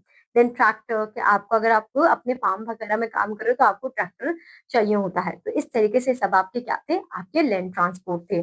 आगे देखेंगे और नेक्स्ट हमारे पास क्या है, एयर ट्रांसपोर्ट, यानी कि ऐसे ट्रांसपोर्ट जो एयर में उड़ते हैं। एयर में उड़ेंगे ही बच्चों, एयर में चलेंगे तो नहीं, एयर में उड़ते हैं, राइट। तो यहाँ पर सबसे पहले आता है आपका हॉट एयर बैलून। यहाँ पर आपने सिंड्रेला में जरूर देखा होगा या फिर आपने हॉलीवुड की मूवीज में देखा होगा, ये हॉट एयर बैलून यहाँ पर अंदर बैठते हैं और ये हॉट एयर बैलून आपको पहुंचाता है जहां भी आप जाना चाहते हैं। नेक्स्ट में आप पैराशूट्स, तो पैराशूट भी आपको इसी तरीके से हेल्प करते हैं कि अगर आपको इमरजेंसी लैंडिंग करनी है या फिर आपको आप एडवेंचर करना है तो आप किसका यूज करते हैं, पैराशूट का यूज करते हैं। नेक्स्ट वी हैव हेलीकॉप्टर, तो हेलीकॉप्टर में थोड़े लोगों की कमी होती है, मतलब कम लोग जा सकते हैं, इस तरीके से कम लोगों के लिए हेलीकॉप्टर बनाया गया है और ज्यादा लोगों के लिए एरोप्लेन बनाया गया है जब ज्यादा लोग हो। ओके। फिर आता है जेट प्लेन, तो कुछ इस तरीके का होता है, ये भी आपको एयर ट्रांसपोर्ट में काउंट होता है। देन रॉकेट, जब आपको स्पेस वगैरह में जाना है तो आप एयर से आगे ही तो जाएंगे, तो आप क्या यूज करते हैं, रॉकेट यूज करते हैं। हमने लैंड ट्रांसपोर्ट की बात करी, एयर ट्रांसपोर्ट की बात करी, तो नेक्स्ट क्या आ जाएगा, वाटर ट्रांसपोर्ट, के पानी के अंदर से भी तो जाते होंगे, राइट, ऑफ कोर्स जाते हैं। आपके मन में जो सवाल आ रहे हैं बिल्कुल ठीक आ रहे हैं। तो यहाँ पर देखिए सबसे पहले बोट है, तो पहले के लोग बोट में जाते थे और ये जो है ना ये कुछ डायरेक्शन, इनकी डायरेक्शन बताने में हेल्प करती थी। अगर आपने मोआना देखी हो बच्चों, हॉलीवुड मूवी है, तो आपको पता होगा कि बोट का यूज हम किस तरीके से करते हैं। उसके बाद बात आती है शिप की, यानी कि बहुत ज्यादा लोग हैं और उन्हें वाटर ट्रांसपोर्ट के help से एक जगह से दूसरी जगह जाना है, तो तब हम यूज करते हैं शिप को। फिर आपकी सबमरीन आती है, सबमरीन में हम पानी के अंदर होते हैं बकायदा, और ये वाला पोर्शन बाहर होता है जो कि डायरेक्शन वाला डिरेक्शन बताने में हमारी हेल्प करता है, और फिर हम पानी के अंदर की चीजों को और अच्छी तरीके से देख पाते हैं। फिर आता है याच, यानी कि कम, आप यहाँ पर इसे पर्सनल यूज के लिए भी लेते हैं और ये भी आपको एक जगह से दूसरी जगह ले जाने में हेल्प करता है। फिर हाउस बोट, जो कि आपको कश्मीर में देखने को मिलती है, तो यहाँ पर पूरा एक घर सा बना होता है आपका, इसलिए आप इसे क्या बोलते हैं, हाउस बोट, कि आपको घर वाली फीलिंग आती है बोट में और आप पानी में, वाटर में ट्रैवल कर रहे होते हो। फिर आपके पास आता है जेट स्कूटर, यानी कि जब आपको एडवेंचर करना है तो आप सिंगल यहाँ पे बैठ सकते हो। बेसिकली आपका स्कूटर, जो लैंड स्कूटर है ना, उसको कन्वर्ट कर दिया है जेट स्कूटर में और पानी के ऊपर भी आप इंजॉय कर रहे हो। आगे बढ़ते हैं बच्चों और अब आप आ गए हो एट द एयरपोर्ट, यानी कि अब आप मतलब आप दूसरी कंट्री विजिट कर रहे हो और जब आप दूसरी कंट्री विजिट करोगे तो आपको कहाँ जाना पड़ेगा, आपको एयरपोर्ट जाना पड़ेगा, तभी तो आप दूसरी कंट्री में जा सकते हो। तो देखते हैं अब एयरपोर्ट पे जब हम गए तो हमें क्या क्या चीजें देखने को मिली। सबसे पहले तो एयरपोर्ट पे जाएंगे तो एरोप्लेन को देखेंगे। क्यों भाई? क्योंकि ये एरोप्लेन ही तो है जो हमें दूसरी कंट्री में या फिर हमारी कंट्री में एक जगह से दूसरी जगह ले जा पाएगा। उसके बाद देखिए ये आपके पायलट होते हैं जो कि आपके एरोप्लेन को चलाते हैं। ये रनवे होता है जहां से आपका जो एरोप्लेन है वो स्पीड पकड़ते हुए एयर में जाता है। फिर आपका आता है ये हैंगर। हैंगर का मतलब क्या होता है कि जहां पर आपके सारे प्रोसेसिंग वर्क होते हैं रिलेटेड टू एरोप्लेन, कि कोई अगर प्रॉब्लम होगी तो कैसे उसे सॉल्व करना है। ठीक है, फिर आता है आपका फ्यूल टैंकर जो कि आपके एरोप्लेन में क्या बढ़ता है, फ्यूल भरता है ताकि वो अच्छी तरीके से एयर में उड़ सके। ठीक है, अब देखिए कि जब आप एयरपोर्ट जाते हैं तो आपको किन किन चीजों की जरूरत होती है और क्या क्या चीजें आप देखते हैं। तो सबसे पहले तो आप एरोप्लेन देखते हैं जैसे कि मैंने आपको ऑलरेडी बता दिया। उसके बाद आती है आपकी बोर्डिंग टिकट या फिर पास थ्री बोर्डिंग टिकट है, इनके बिना आपके एयरपोर्ट पे एंट्री ही नहीं हो सकती। फिर आपको पासपोर्ट होना बहुत जरूरी है अगर आप एक कंट्री से दूसरी कंट्री जा रहे हैं। फिर आपके पास एयरपोर्ट बस होती है, तो एयरपोर्ट में अपना ही पूरा ट्रांसपोर्ट सिस्टम होता है क्योंकि एयरपोर्ट एक बहुत बड़ी जगह होती है। तो अगर आपको एक जगह से दूसरी जगह जाना है तो चलने में बहुत ज्यादा टाइम लग जाता है। तो वहां पर एयरपोर्ट बस होती है जिनकी हेल्प से आप अपने, क्योंकि आपको ऐसा लगता है एयरपोर्ट, लेकिन वहाँ पे टर्मिनल्स होते हैं, वहाँ पे डिफरेंट डिफरेंट टर्मिनल्स होते हैं। तो आपको अगर डिफरेंट टर्मिनल पे जाना है तो आपको टाइम लगेगा टर्मिनल 1 से टर्मिनल 2 पे। राइट, जैसे आपके वो होते हैं ना ट्रेन के लिए स्टेशन होता है कि स्टेशन नंबर 1 पे आएगी, स्टेशन नंबर 2 पे आएगी, सेम ऐसे आपके एयरपोर्ट पे टर्मिनल्स होते हैं। तो आप एयरपोर्ट बस की हेल्प से अपने टर्मिनल, डिजायर टर्मिनल पर पहुंच सकते हैं। तो एयरपोर्ट पे हम गए, एरोप्लेन में बैठे और फिर हम कहाँ पहुंचे, हम पहुंचे एट द बीच। हम कहाँ हैं, बीच पे घूमने के लिए आए हैं। तो चलिए देखते हैं कि बीच पे हमें कौन कौन सी चीजें देखने के लिए मिलेंगी। तो यहाँ पर देखिए आपका कितना सुंदर बीच है। यहाँ पर दो लड़कियां एंजॉय कर रही हैं, उन्होंने अपना कैसल बनाया है और फिर वो म्यूजिक बजा कर रही हैं और अपने आप मतलब इंजॉय कर रही हैं। अब देखते हैं जब बीच पे जाते हैं तो सबसे पहले तो हमें कुछ ना कुछ तो खेलना पड़ेगा, तो हमें उसके लिए चाहिए बीच बॉल। तो बीच बॉल हमारे लिए बहुत ज्यादा जरूरी होती है, नॉर्मल बॉल ही होती है।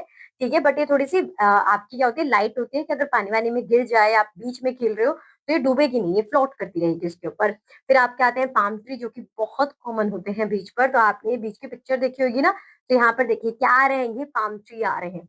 उसके बाद आप यहाँ पे देखिए सन हैट, क्योंकि बीच पे बहुत ज्यादा जो है सनलाइट तेज होती है, तो आपका जो शेड है वो 1 शेड 2 शेड डाउन ही जाएगा। तो उससे बचने के लिए आप सन हैट यूज करते हैं। फिर आपका आता है एंकर, अपनी मजबूती को पकड़ने के लिए, बनाने के लिए कि आपकी बोट वगैरह है तो एंकर को आप लगा देते हैं ताकि वो आगे ना बढ़ जाए। फिर आती है रेस्क्यू ट्यूब, कि इन सपोज केस आपको स्विमिंग वगैरह नहीं आती है तो आपके लिए क्या है, आपके लिए रेस्क्यू ट्यूब है। बट अगर आपका बैलेंस भी बिगड़ता है तो भी आप रेस्क्यू ट्यूब से आप अपनी हेल्प कर सकते हो। फिर आते हैं फ्लिप फ्लॉप्स, यानी कि आपकी हवाई चप्पल जिन्हें आप पहनते हो और इजिली बीच पर ट्रैवल कर सकते हो। और देखिए यहाँ पे कैमरा है क्योंकि आपको अपनी फोटो तो क्लिक करनी ही होगी, तो ये सारी चीजें भी आती हैं। फिर आपको चाहिए एक अम्ब्रेला ताकि आप आराम से बैठ सके और बीच के माहौल को एंजॉय कर सके और सनलाइट को एंजॉय भी करें अपने आप को उससे प्रोटेक्ट करते हुए। उसके बाद आता है सैंड बकेट एंड शॉवल, क्योंकि आप देखिए कुछ भी कैसल वगैरह बनाएंगे तो आपको सॉइल सैंड को कलेक्ट तो करना ही पड़ेगा, किसकी हेल्प से करेंगे, शॉल की हेल्प से कलेक्ट करेंगे। उसके बाद आता है स्नॉर्कल एंड मास्क। तो स्नॉर्कल और मास्क कब जरूरी है आपके लिए, जब आप वाटर के अंदर जा रहे हो, क्योंकि बीच पे क्या होगा, बीच के पास वाटर ही तो होगा, तो आप उसके अंदर जा रहे हो तो अपनी आइस को प्रोटेक्ट करने के लिए और सांस लेने के लिए आपको स्नॉर्कल एंड मास्क की जरूरत होती है। Next you have sand castle. तो आपको सैंड कैसल्स वहां पर जाके बनाते हैं हम, जो कि बहुत अच्छा लगता है। अब देखिए हर किसी से सैंड कैसल नहीं बनता, लेकिन कोई भी कुछ ना कुछ किसी भी तरीका कैसल तो बनाता ही बनाता है। उसके बाद आपके पास आती है सब बोट। सब बोट क्या है, अगर आपने सिंचन देखा हो तो सब बोट से पानी के ऊपर ट्रैवल करते हैं, राइट, अपना बैलेंस मेंटेन करते हैं। उसके बाद आती है सेल बोट। सेल बोट यहाँ पे आपके सेल्स होते हैं जिनकी हेल्प से आप इनके साथ खेलते हैं, एंजॉय करते हैं। आगे बढ़ते हैं बच्चों और अब हम बात करेंगे इंडोर गेम्स की। इंडोर गेम्स क्या होती हैं, क्योंकि आप बीच पे जाके तो अब खेल चुके और अब घर वापस आए हो तो अब दोबारा से मस्ती मजाक करना है, लेकिन दोबारा तो बीच पे नहीं जा सकते, अब रेगुलर क्लासेस भी है, स्कूल भी जाना है। तो उस वक्त आप क्या करते हैं, आप इंडोर गेम्स के बारे में पढ़ते हैं। और इंडोर गेम्स में आप देखते हैं कि घर के अंदर बैठे बैठे कौन सी गेम खेल सकते हैं हम। तो सबसे पहले जो गेम आपकी आती है वो है लूडो, जिसमें भाई बहन बहुत ज्यादा लड़ते हैं। आपके अक्सर आपकी बड़ी बहन से अपने छोटे भाई से लड़ते हैं, तूने मेरी गोटी क्यों काटी, ऐसे बोलते हो ना, दीदी आपने मेरी गोटी क्यों काटी, ऐसा। तो ये आप लूडो खेल सकते हैं, आप स्नेक्स एंड लैडर खेल सकते हैं, आप कैरम बोर्ड खेल सकते हैं, फिर आप पजल खेलते हैं, फिर आप क्या खेलते हैं, प्लेइंग कार्ड्स। आपके पास कार्ड्स होते हैं जब आप यूज करते हैं, का queen king joker magician, right. उसके बाद आपके पास आते हैं बिल्डिंग ब्लॉक्स। तो जो छोटे बच्चे हैं जैसे कि आप हैं, अभी आपको थोड़ा-सा टाइम लगेगा तो आप बिल्डिंग ब्लॉक्स की हेल्प से भी खेल सकते हैं। आपके जो बड़े भैया हैं वो क्या कर सकते हैं, वो वीडियो गेम भी खेल सकते हैं। तो इस तरीके से ये सारी गेम्स वो हैं जो आराम से आप अपने घर में बैठकर खेल सकते हैं और अपने आप को बोरियत से दूर कर सकते हैं। अब जब हमने इंडोर गेम्स की बात करें तो ऑब्वियसली अब हम स्पोर्ट्स या आउटडोर गेम्स की बात भी करेंगे कि हम बाहर जाके कौन-कौन सी गेम खेल सकते हैं। तो यहाँ पर आप देखेंगे sports keep us fit, healthy and happy. Have a look at some sports. यानी कि बच्चों देखो इंडोर गेम्स तो अच्छी हैं जब बाहर का माहौल ठीक नहीं है या फिर हम थोड़ा-सा बस थोड़ी देर के लिए ही चेंज करना चाहते हैं अपने मूड को। लेकिन अगर आप आउटडोर्स गेम खेलते हो तो आप क्या रहोगे? आप फिट रहोगे, आप हेल्दी रहोगे, आप हैप्पी रहोगे क्योंकि आपकी बॉडी में मूवमेंट आ रही है जो कि गुड हार्मोन्स को आपकी बॉडी में रिलीज कर रही है। तो यहाँ पर आप देखते हैं सबसे पहला गेम जो लड़कों को बहुत पसंद है क्रिकेट।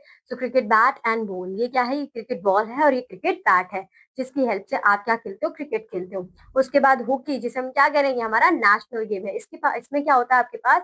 इसमें आपके पास हॉकी स्टिक होती है और बॉल होती है। देखिए काइंड ऑफ आपका क्रिकेट है लेकिन क्रिकेट में आप वो बॉल को ऐसे दूर फेंकते हो और यहाँ पे लाइन से टच करते करते आपको उसे आगे पहुंचाना होता है। फिर बैडमिंटन जो बच्चे पार्क में जाके सबसे ज्यादा खेलते हैं, तो उसके लिए आपके पास होता है रैकेट एंड शटलकॉक जिसकी हेल्प से आप बैडमिंटन को खेलते हैं। नेक्स्ट वी हैव पोलो। तो पोलो में बेसिकली क्या होता है, मलेट एंड बॉल होती है। तो आप हॉर्स राइडिंग करते करते अपनी बॉल को आगे पहुंचाते हो जहां पर उसका एंड होता है, उसकी डेस्टिनेशन होती है। Next we have volleyball. तो वॉलीबॉल का मतलब क्या होता है कि आप इस तरीके से अपने हैंड्स को ज्वाइन करते हैं, आपके फ्रेंड्स आपकी तरफ बॉल फेंकेंगे फिर आप कुछ ऐसे करते हैं, तो ये क्या है? आपका वॉलीबॉल है। फिर गोल्फ है। तो आपने golf club club and ball का देखा है। यहाँ पर क्या है, एक स्मॉल होल होता है आपके गार्डन में और आपका टारगेट होता है कि आप अपनी स्टिक से क्या कर रहे हैं, गोल्फ से उस बॉल को उस हॉल के अंदर डाल रहे हैं।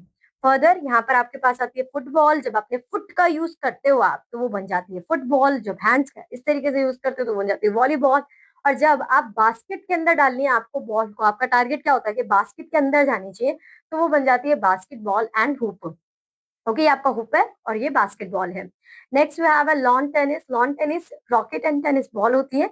यानी कि आप यहाँ पर आपके पास बड़े बड़े टेनिस होते हैं जिनकी हेल्प से आप इस गेम को खेलते हो। ओके, यहाँ पर आपके पास शटल कॉक नहीं होती, यहाँ पर आपके पास टेनिस बॉल होती है। फर्दर आगे बढ़ते हैं बच्चों और अब आप आ जाते हो एक्सरसाइज पर। यानी कि अपने आप को हेल्दी बनाने के लिए आउटडोर गेम्स तो हम खेलते खेलते हैं लेकिन उसके सिवा हम क्या कर सकते हैं? उसके बाद आप कर सकते हो एक्सरसाइजेस।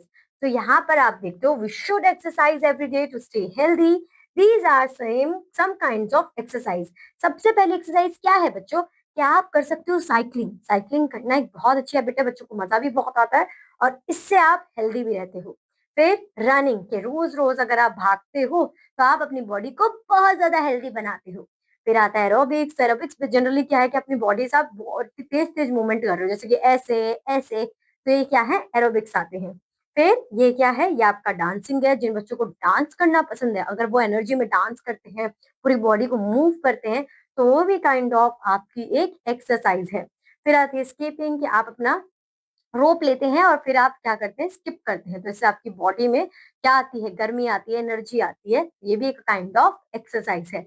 जंपिंग, जोर जोर से कूदना लेकिन छत पे नहीं, बाहर गार्डन में। तो इससे क्या होता है? आपकी बॉडी में मूवमेंट होती है और आप हेल्दी होते हो। फिर नेक्स्ट है योगा। योगा से आपका मन शांत होता है, आपको हेल्दी फील होता है। ठीक है, तो ये है योगा। फिर आप वॉकिंग पे जा सकते हो, आप नॉर्मल वॉक कर सकते हो, भागना नहीं, नॉर्मल वॉक भी करोगे तो वो भी काइंड ऑफ आपकी एक्सरसाइज है। स्केटिंग करने में बहुत एनर्जी लगती है बच्चों। तो जहां जहां कामों में एनर्जी लग रही है वो सब आपकी किसमें काउंट हो रही है? आपकी एक्सरसाइज में काउंट हो रही है। तो ऐसा जरूरी नहीं है कि आपको पर्टिकुलर वॉकिंग करनी है, आपको पर्टिकुलर स्किपिंग करनी है। आपको जो मजा है आप वो कीजिए। आप अपनी बॉडी में मूवमेंट लेके आइए। आप शांत बैठना चाहते हैं तो आप योगा कर सकते हैं। तो ये थे आपके क्या? ये थी आपकी एक्सरसाइज। अब बच्चों हम आगे बढ़ेंगे और देखेंगे कि अब हमें आगे क्या पढ़ना है। तो बच्चों अब हम पढ़ने वाले हैं म्यूजिकल इंस्ट्रूमेंट्स के बारे में। तो चलिए शुरू करते हैं। यहाँ पर आप सबसे पहले देखेंगे कि कौन सा इक्विपमेंट हमारे पास सबसे पहले है। हमारा पहला इंस्ट्रूमेंट है ट्यूबा। तो आपने ट्यूबा का साउंड तो मुझे लगता है कि सुना ही होगा। यहाँ पर जो लोग ट्यूबा को जानते हैं कि इसे किस तरीके से ऑपरेट किया जाता है, तो यहाँ पर उनके फिंगर्स होते हैं और इनकी हेल्प से ये डिफरेंट डिफरेंट साउंड्स को रिलीज करते हैं। फिर आपके पास आता है मैराकिस, और मैराकिस में आप देखते हैं कि इन्हें बस इन्हें झुनझुना भी कहते हैं हिंदी में, तो ऐसे ऐसे निकलते हैं और साउंड प्रोड्यूस होता है। फिर आपके पास आता है सेक्सोफोन, तो सेक्सोफोन में भी जिस तरीके से यहाँ पर ही देखिए, यहाँ पे माउथ को रखते हैं और फिंगर्स की हेल्प से, इनकी मूवमेंट की हेल्प से डिफरेंट डिफरेंट साउंड्स प्रोड्यूस होते हैं। फिर आता है जाइलोफोन, तो ये आपकी होती है टिंग, और आप जाइलोफोन से ऐसे करके टिंग, तो इस तरीके से आपका साउंड प्रोड्यूस होता है। ये आपका है अकॉर्डियन, तो आपने अकॉर्डियन को भी देखा होगा कि किस तरीके से इन्हीं की, यानी कि ये जो है यहाँ पर है आपकी फिंगर्स रहती है और इनकी मूवमेंट्स की हेल्प से क्या होता है कि साउंड म्यूजिक प्रोड्यूस होता है। उसके बाद है ड्रम। ड्रम तो मुझे लगता है कि सब बच्चों ने अपने स्कूल्स में देखा ही होगा, तो डम डम डम डम, ये जो ड्रम है इस तरीके से इसे इससे साउंड प्रोड्यूस होता है। फिर आते हैं कॉन्गो ड्रम्स, तो एक काइंड ऑफ ड्रम्स ही है, बट इनमें जो साउंड आपका प्रोड्यूस होता है वो थोड़ा सा इसके कंपेरिजन में डिफरेंट होता है। फिर आप बात करेंगे गिटार की, तो गिटार में आप देखते हैं कि इसकी स्ट्रिंग्स होती हैं जिनकी हेल्प से, मूवमेंट से, और इन स्ट्रिंग्स को यहाँ पे टाइट लूज किया जाता है जिससे डिफरेंट डिफरेंट म्यूजिक प्रोड्यूस होते हैं। फिर आप यहाँ पर देखेंगे क्या है, ये हार्प है जो कि एंजल्स के पास आपने देखा होगा, और ये हार्प्स की स्ट्रिंग्स जो हैं इन्हें टच किया जाता है और इनसे साउंड प्रोड्यूस किया जाता है। फिर आता है टेम्बोरिन, तो टेम्बोरिन से यहाँ पर देखिए ये जो है ये साउंड प्रोड्यूस, और साथ के साथ जो ड्रम वाला लुक है, डपली वाले डपली बजा काइंड ऑफ ये वो होता है, यहाँ से आपके साउंड्स आते हैं। और फिर ये आपके पास आता है पियानो, तो पियानो तो सब बच्चों ने देखा ही होगा, और आई होप सो कि आपने स्कूल्स में यूज भी किया होगा पियानो को। फिर आता है वायलिन, जो कि काइंड ऑफ आपका गिटार टाइप ही होता है, लेकिन यहाँ पर डिफरेंट क्या होता है कि यहाँ पर आपके पास एक स्टिक होती है जिसकी हेल्प से आपकी स्ट्रिंग्स, आप इनसे म्यूजिक जो है आपका वो साउंड आप प्रोड्यूस करते हैं। तो इस ये है आपके सारे के सारे आपके म्यूजिकल इंस्ट्रूमेंट। तो आई होप सो बच्चों कि आपको इनके बारे में पढ़कर बहुत ज्यादा मजा आया होगा। और अब आपके मन में जरूर ये होगा कि मैम आगे हमें क्या पढ़ाने वाली है, क्योंकि मैम ने इतनी सारी नॉलेज तो हमें दे ही दी है। तो चलो बच्चों देखते हैं कि आगे हमें क्या पढ़ना है। और अब हम पढ़ने वाले हैं क्लोथ्स फॉर डिफरेंट सीजन्स। तो आप यहाँ पर दिख रहे हैं कि जब समर आती है तो अलग कपड़े पहनते हैं, जब विंटर आती है तो अलग कपड़े पहनते हैं, रेनी सीजन में अलग कपड़े। तो हर एक सीजन के लिए हमारे पास डिफरेंट डिफरेंट क्लोथ्स है जिनके बारे में आज हम पढ़ने वाले हैं। तो यहाँ पर हम सबसे पहले बात करेंगे समर सीजन में। जैसे कि आपको पता है कि समर सीजन में वो बहुत गर्मी लगती है, तो उस वक्त आपको कैसे कपड़े चाहिए जो कि आपको लाइट फील कराए। तो यहाँ पर आप पहनते हो T shirt, short, skirt, hat, frock, क्योंकि आपको खुला खुलापन देते हैं, आपको लाइटनेस देते हैं, और आपको गर्मी में कूलनेस की क्या देते हैं, फीलिंग देते हैं। फिर जब हम बात करते हैं विंटर सीजन की, तो यहाँ पर तो हमें अपने आप को कवर रखना पड़ता है क्योंकि बहुत ज्यादा ठंडी लगती है ना, राइट। जैसे कि अभी मैंने देखो वुलन वुलन शर्ट पहनी हुई है, क्यों पहनी हुई है, क्योंकि मुझे भी ठंडी लगती है विंटर सीजन में। और यहाँ पर आप देखोगे कि अपने हेड को कवर करने के लिए कैप पहनते हैं, जैकेट पहनते हैं ताकि गर्मी बनी रहे। फिर आप ईयर मफ्स लगाते हैं जिससे आपके ईयर्स कवर रहे और ईयर्स में बिल्कुल भी ठंडी हवा ना जाए। फिर आप स्वेटर पहनते हो ताकि और गर्मी लगे आपको, और थोड़ा सा मतलब आप ठंड से दूर रहो। बूट्स पहनते हो अपने फुट्स को सिक्योर करने के लिए, पैरों को ठंडी चीजों से टच ना हो इसके लिए, और पूरा अच्छी तरीके से कवर करते हो। तो ये सारे क्या है, ये आपके विंटर सीजन क्लोथ्स हैं। फिर देखिए आप अपने हैंड्स को भी कवर कर रहे हैं। खेलना तो हमें क्या है, बर्फ से है, आइस से है, हमें स्नोबॉल बनाना है, स्नो से खेलना है, लेकिन अपने हैंड्स कवर करके ना रेड रेड हो जाएंगे, बिल्कुल एकदम सुन पड़ जाएंगे। फिर बात आ जाती है रेनी सीजन से कि अब आ गई है बारिश। और जब बारिश आती है तो अपने आपको बारिश से तो बचाना पड़ेगा ना, तो उसके लिए क्या चाहिए हमें, उसके लिए हमें रेन कोट चाहिए। तो जब हम अपने कपड़ों के ऊपर रेन कोट पहन लेते हैं ना, तो हमारे कपड़े तो सिक्योर रहते हैं, कुछ नहीं होता उन्हें, ठीक है। और जितनी भी रेन आती है वो कहाँ पर आती है, रेन कोट पर आती है। उसके बाद हम पहनते हैं गम बूट्स, क्योंकि आप देखते हो कि चारों तरफ पानी ही पानी होता है रेनी रेनी सीजन में। तो अपने लेग्स को, अपने फुट को हमें प्रोटेक्ट तो करना है, तो हम कैसे करते हैं, हम पहनते हैं फिर गम बूट्स के, ताकि इजिली हम फ्लोर पे चल पाए, फिसले ना, ठीक है। फिर आपके पास आती है अम्ब्रेला। जब आप अम्ब्रेला को ऐसे पकड़ लेते हो तो सारी रेन अम्ब्रेला के रूप से साइड साइड पर आती है, आपके ऊपर नहीं आ पाती। तो ये थे आपके रेनी सीजन के क्लोथ्स। आगे बच्चों, अब आपने क्या क्या देखी, आपने समर देखा, आपने विंटर देखा, आपने रेनी देखा, और सारी इन्फॉर्मेशन गेन कर ली, और अब अपनी मम्मा को भी बताओगे जाके, बहुत अच्छे। लेकिन उससे पहले ये तो देख लो कि अब नेक्स्ट कॉन्सेप्ट हमें क्या पढ़ना है। नेक्स्ट कॉन्सेप्ट है आपका फेस्टिवल्स। और मुझे ऐसा लगता है कि बच्चों को फेस्टिवल्स तो बहुत पसंद होते हैं, क्योंकि तब आपको स्वीट्स मिलती है, आपके कजिन्स आते हैं, आपको एंजॉय करने के लिए मिलता है, राइट। और सबसे पहला फेस्टिवल आपके पास है होली, जहाँ पर सब के सब एक दूसरे को बना देते हैं भूत। Yellow yellow colour, yellow blue colour, और चारों तरफ क्या होता है, बस कलर ही कलर होता है, पानी गिरते हैं, राइट। फिर आती है आपके पास दिवाली, और दिवाली में हम क्या करते हैं बच्चों, हम नए नए क्लोथ्स पहनते हैं, दिए जलाते हैं, और हम पटाखे भी जलाते हैं जो कि पोल्यूशन करता है, राइट। हमें नहीं जलाने चाहिए पर बच्चे जलाते हैं। और अगर आप पटाखे नहीं, पटाखों को छोड़ना और जलाने का इतना मन है तो आप फुलझड़ी चला सकते हो बच्चों। फिर आपके पास आता है दशहरा। दशहरा में क्या होता है कि हम रावण को जलाते हैं, और ये कहते हैं कि हमेशा बुराई के ऊपर किसकी जीत होती है, अच्छाई की जीत होती है। इसलिए 10 सर वाला इतना स्ट्रॉन्ग पावरफुल रावण भी अगर बुराई करते हुए मतलब नहीं जीत पाया, जो इतना स्ट्रॉन्ग था, इसलिए हमेशा चाहे सच्चा जो है वो वीक हो वो ही जीतेगा, ठीक है। बुरा चाहे स्ट्रॉन्ग हो तब भी वो नहीं जीत पाएगा। फिर ये तो सारे थे कौन, ये थे आपके हिंदू फेस्टिवल्स। अब यहाँ पर आप देखेंगे ईद। ये क्या है, ईद में हम बोलते हैं ईद मुबारक, चांद को देखते हैं ना और चांद का वेट करते हैं, और यहाँ पर हम अल्लाह को याद करते हैं और उन्हें उनसे ब्लेसिंग्स लेते हैं कि उन्होंने हमें इतनी सारी चीजें दी। उसके बाद आपका आता है रक्षाबंधन, जहाँ पर अपनी जो बहनें होती हैं वो अपने भाइयों के हाथ पर रक्षाबंधन यानी कि राखी बांधती हैं, और अपने भाई से कहती है कि अब आपको मुझे जिंदगी भर प्रोटेक्ट करना है। और भाई को उसके बदले में अपनी बहनों को क्या देते हैं, गिफ्ट्स देते हैं, और बहनें बहुत ज्यादा खुश हो जाती हैं। फिर आता है क्रिसमस। क्रिसमस बहुत अच्छा फेस्टिवल होता है, जबकि आपके जब जीसस क्राइस्ट का बर्थडे था, जन्म हुआ था उनका, और सब सेंटा क्लॉज का वेट करते कि क्रिसमस आएगा, सेंटा आएंगे, हमारे लिए गिफ्ट्स लेके आएंगे, ट्री को सजाते हैं, बहुत ज्यादा मजा आता है। फिर यहाँ पर आता है गुरु पर्व। तो गुरु पर्व में हम गुरु जी को मतलब उनको याद करते हैं और इस फेस्टिवल को एंजॉय करते हैं। पोंगल आता है कि जब हम कहते हैं भगवान से कि आपने हमें हमारी पहली फसल दी।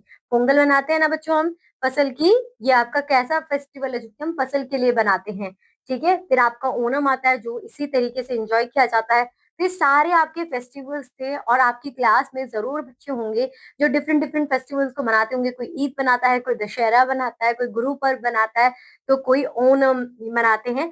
और मुझे ऐसा लगता है कि हर एक फेस्टिवल को एंजॉय करना चाहिए, और आपको ना स्टोरी जाननी चाहिए कि ओणम क्यों मनाते हैं, ईद क्यों मनाई जाती है, राइट। अगर आपको अपने फेस्टिवल के बारे में नॉलेज है तो आपको दूसरों के फेस्टिवल्स के बारे में भी नॉलेज लेनी चाहिए। तो जल्दी से शुरू हो जाइए, अपने दोस्तों से बातें कीजिए और जानिए और बारे में। लेकिन उससे पहले आप ये तो देख लीजिए कि अब हमें आगे क्या पढ़ना है जनरल नॉलेज में। तो आगे बढ़ते हैं बच्चों अब हम, और अब हमें पढ़ना है हमारी कंट्री के बारे में। Our country India. हम कहाँ रहते हैं बच्चों, हम इंडिया में रहते हैं। तो चलो अब इंडिया के बारे में जानते हैं। India is my country wide and grand, यानी कि इंडिया कौन है, इंडिया हमारी कंट्री है, बड़ी है, ग्रैंड है। फिर with mountains high and desert sand, rivers flow and flowers bloom, यानी कि यहाँ पर माउंटेन्स हैं, यहाँ पर डेजर्ट्स हैं, यहाँ पर फ्लावर्स जो हैं वो ब्लूम कर रही हैं, रिवर्स जो हैं वो फ्लो कर रही हैं। Every season brings fresh perfume, यानी कि हमारा इंडिया ही एक ऐसी कंट्री है, एक ऐसा देश है जिसमें हर तरह का सीजन पाया जाता है। चाहे आप बात करो रेनी सीजन की, विंटर सीजन की, समर सीजन की, वसंत ऋतु की, हर एक स्प्रिंग सीजन, मॉनसून, हर एक चीज यहाँ पर आपको मिलती है। We speak with love, we stand with pride, और हम डिफरेंट डिफरेंट लैंग्वेजेस को जरूर यूज करते हो, लेकिन हर एक लैंग्वेज में क्या है, लव है, और हर एक इंसान को इंडियन होने पर क्या है, प्राइड है कि हाँ मुझे बहुत ज्यादा गर्व है कि मैं एक इंडियन हूँ। उसके बाद so many culture side by side. आप यहाँ पर देखते हैं कि इंडिया में इतने वास्ट कल्चर है, इतनी डाइवर्सिटी है, और इतना मजा आता है हर एक कल्चर के बारे में जानने के लिए। जैसे कि अब फेस्टिवल्स की बात कर रहे थे, तो हम ओणम मना रहे हैं, हम गुरु पर्व मना रहे हैं, हम क्रिसमस मना रहे हैं, हम ईद मना रहे हैं। हर एक फेस्टिवल में डाइवर्सिटी है।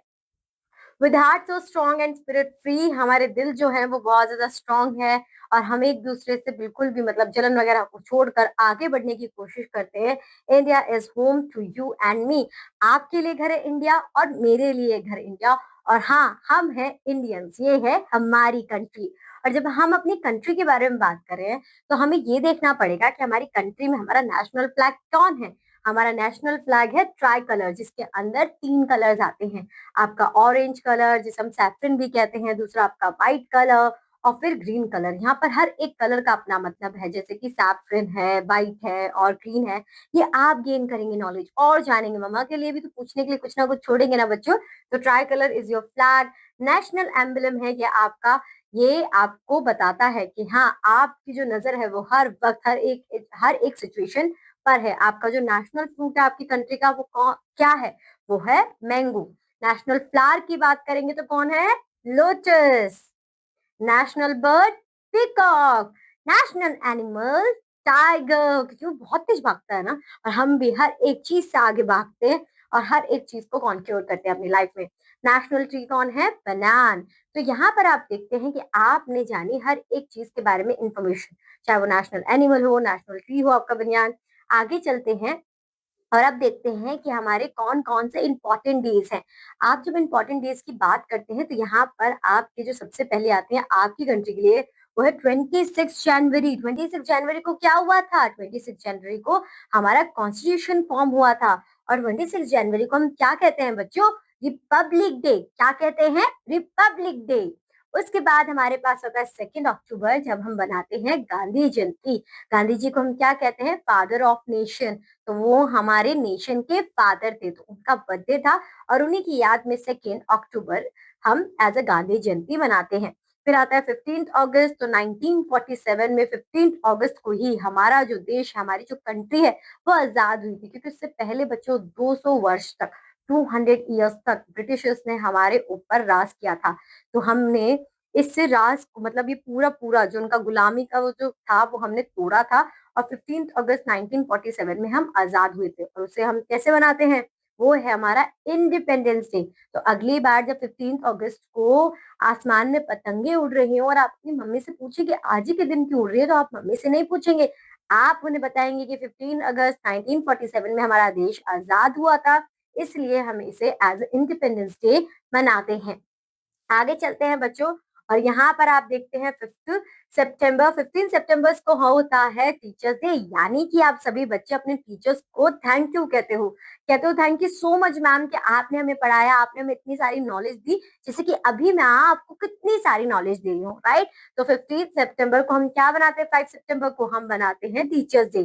14 नवंबर चिल्ड्रंस डे होता है। 14 नवंबर जो हमारे प्रधानमंत्री थे जवाहरलाल नेहरू, उनका बर्थडे होता है और उन्हें बच्चे बहुत ज्यादा पसंद थे। तो 14 नवंबर को हम उन्हीं की याद में चिल्ड्रंस डे मनाते हैं। तो ये थी आपकी कुछ इंपॉर्टेंट डेट्स। देख रहे हो बच्चों कि हम कितनी ज्यादा नॉलेज गेन कर रहे हैं। अब आगे देखते हैं और यहाँ पर हमें देखना है माई फीलिंग्स, यानी कि अब हम अपनी फीलिंग्स के बारे में जानने वाले हैं।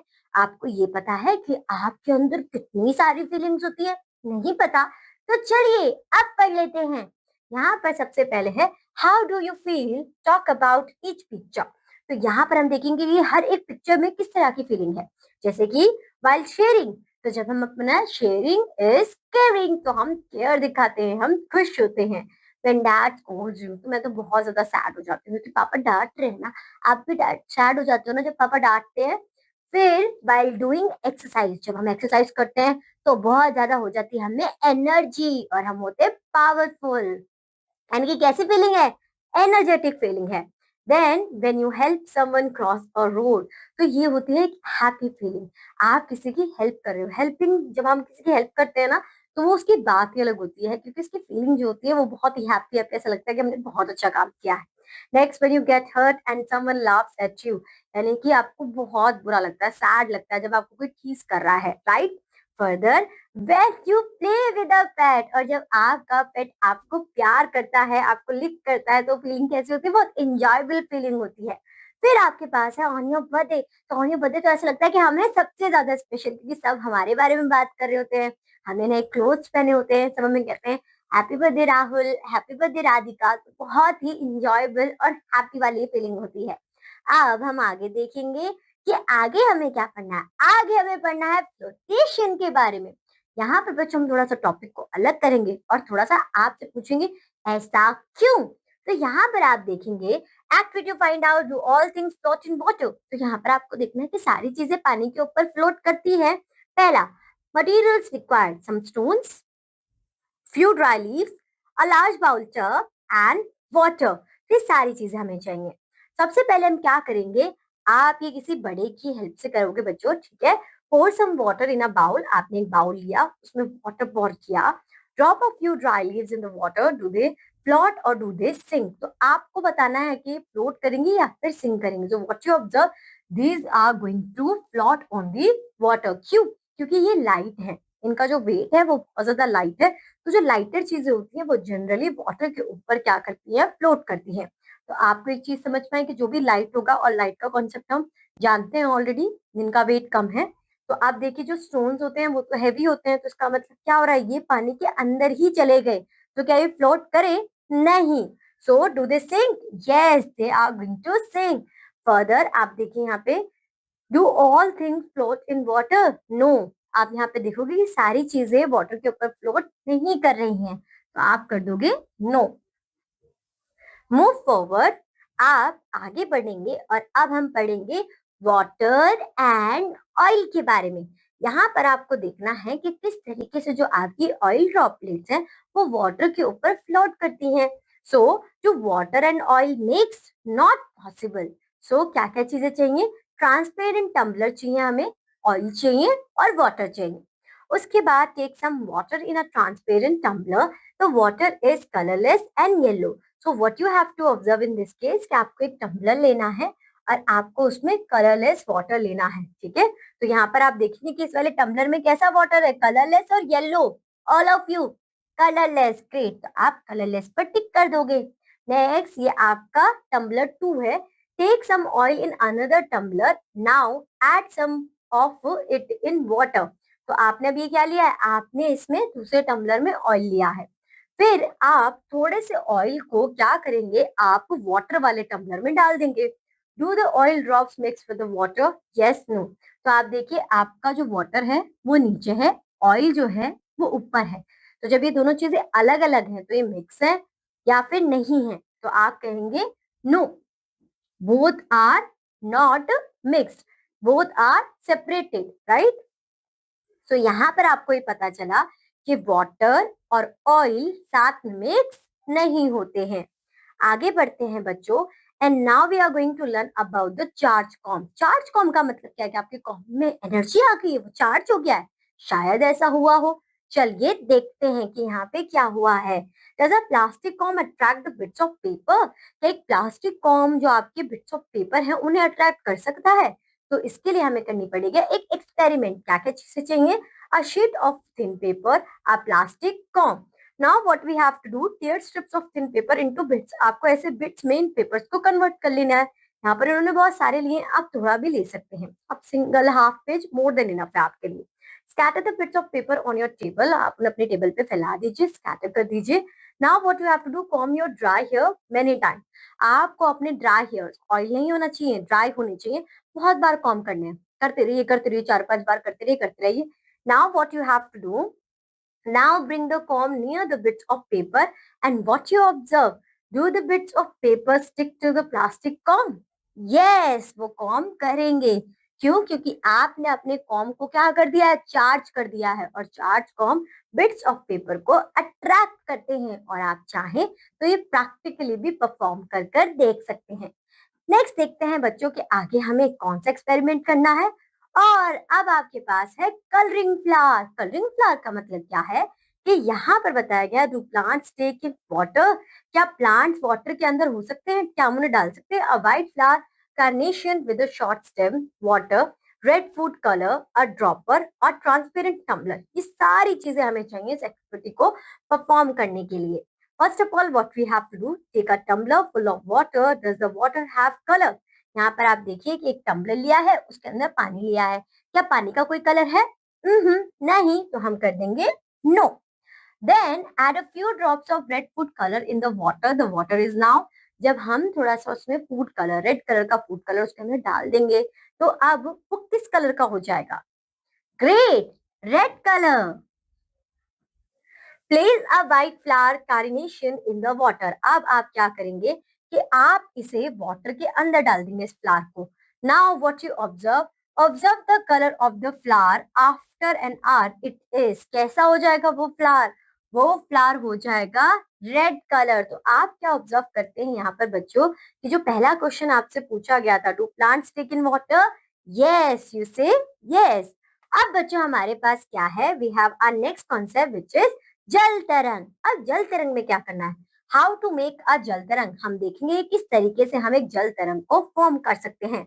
सबसे पहले चाहिए हमें wooden sticks, 7 small earthen balls and water. तो ये 3 चीजें हमें चाहिए।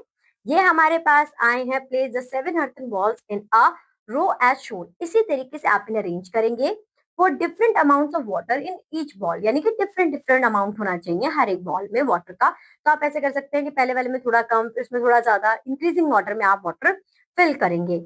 Now use the wooden stick to strike each bowl. Do you hear different sounds each time you strike a new sound, new bowl. तो आप यहाँ पर देखेंगे कि जब आप हर एक बॉल को करेंगे, स्ट्राइक करेंगे, तो आपको एक डिफरेंट साउंड प्रोड्यूस होता हुआ दिखेगा। तो आप यहाँ पर कर देंगे यस।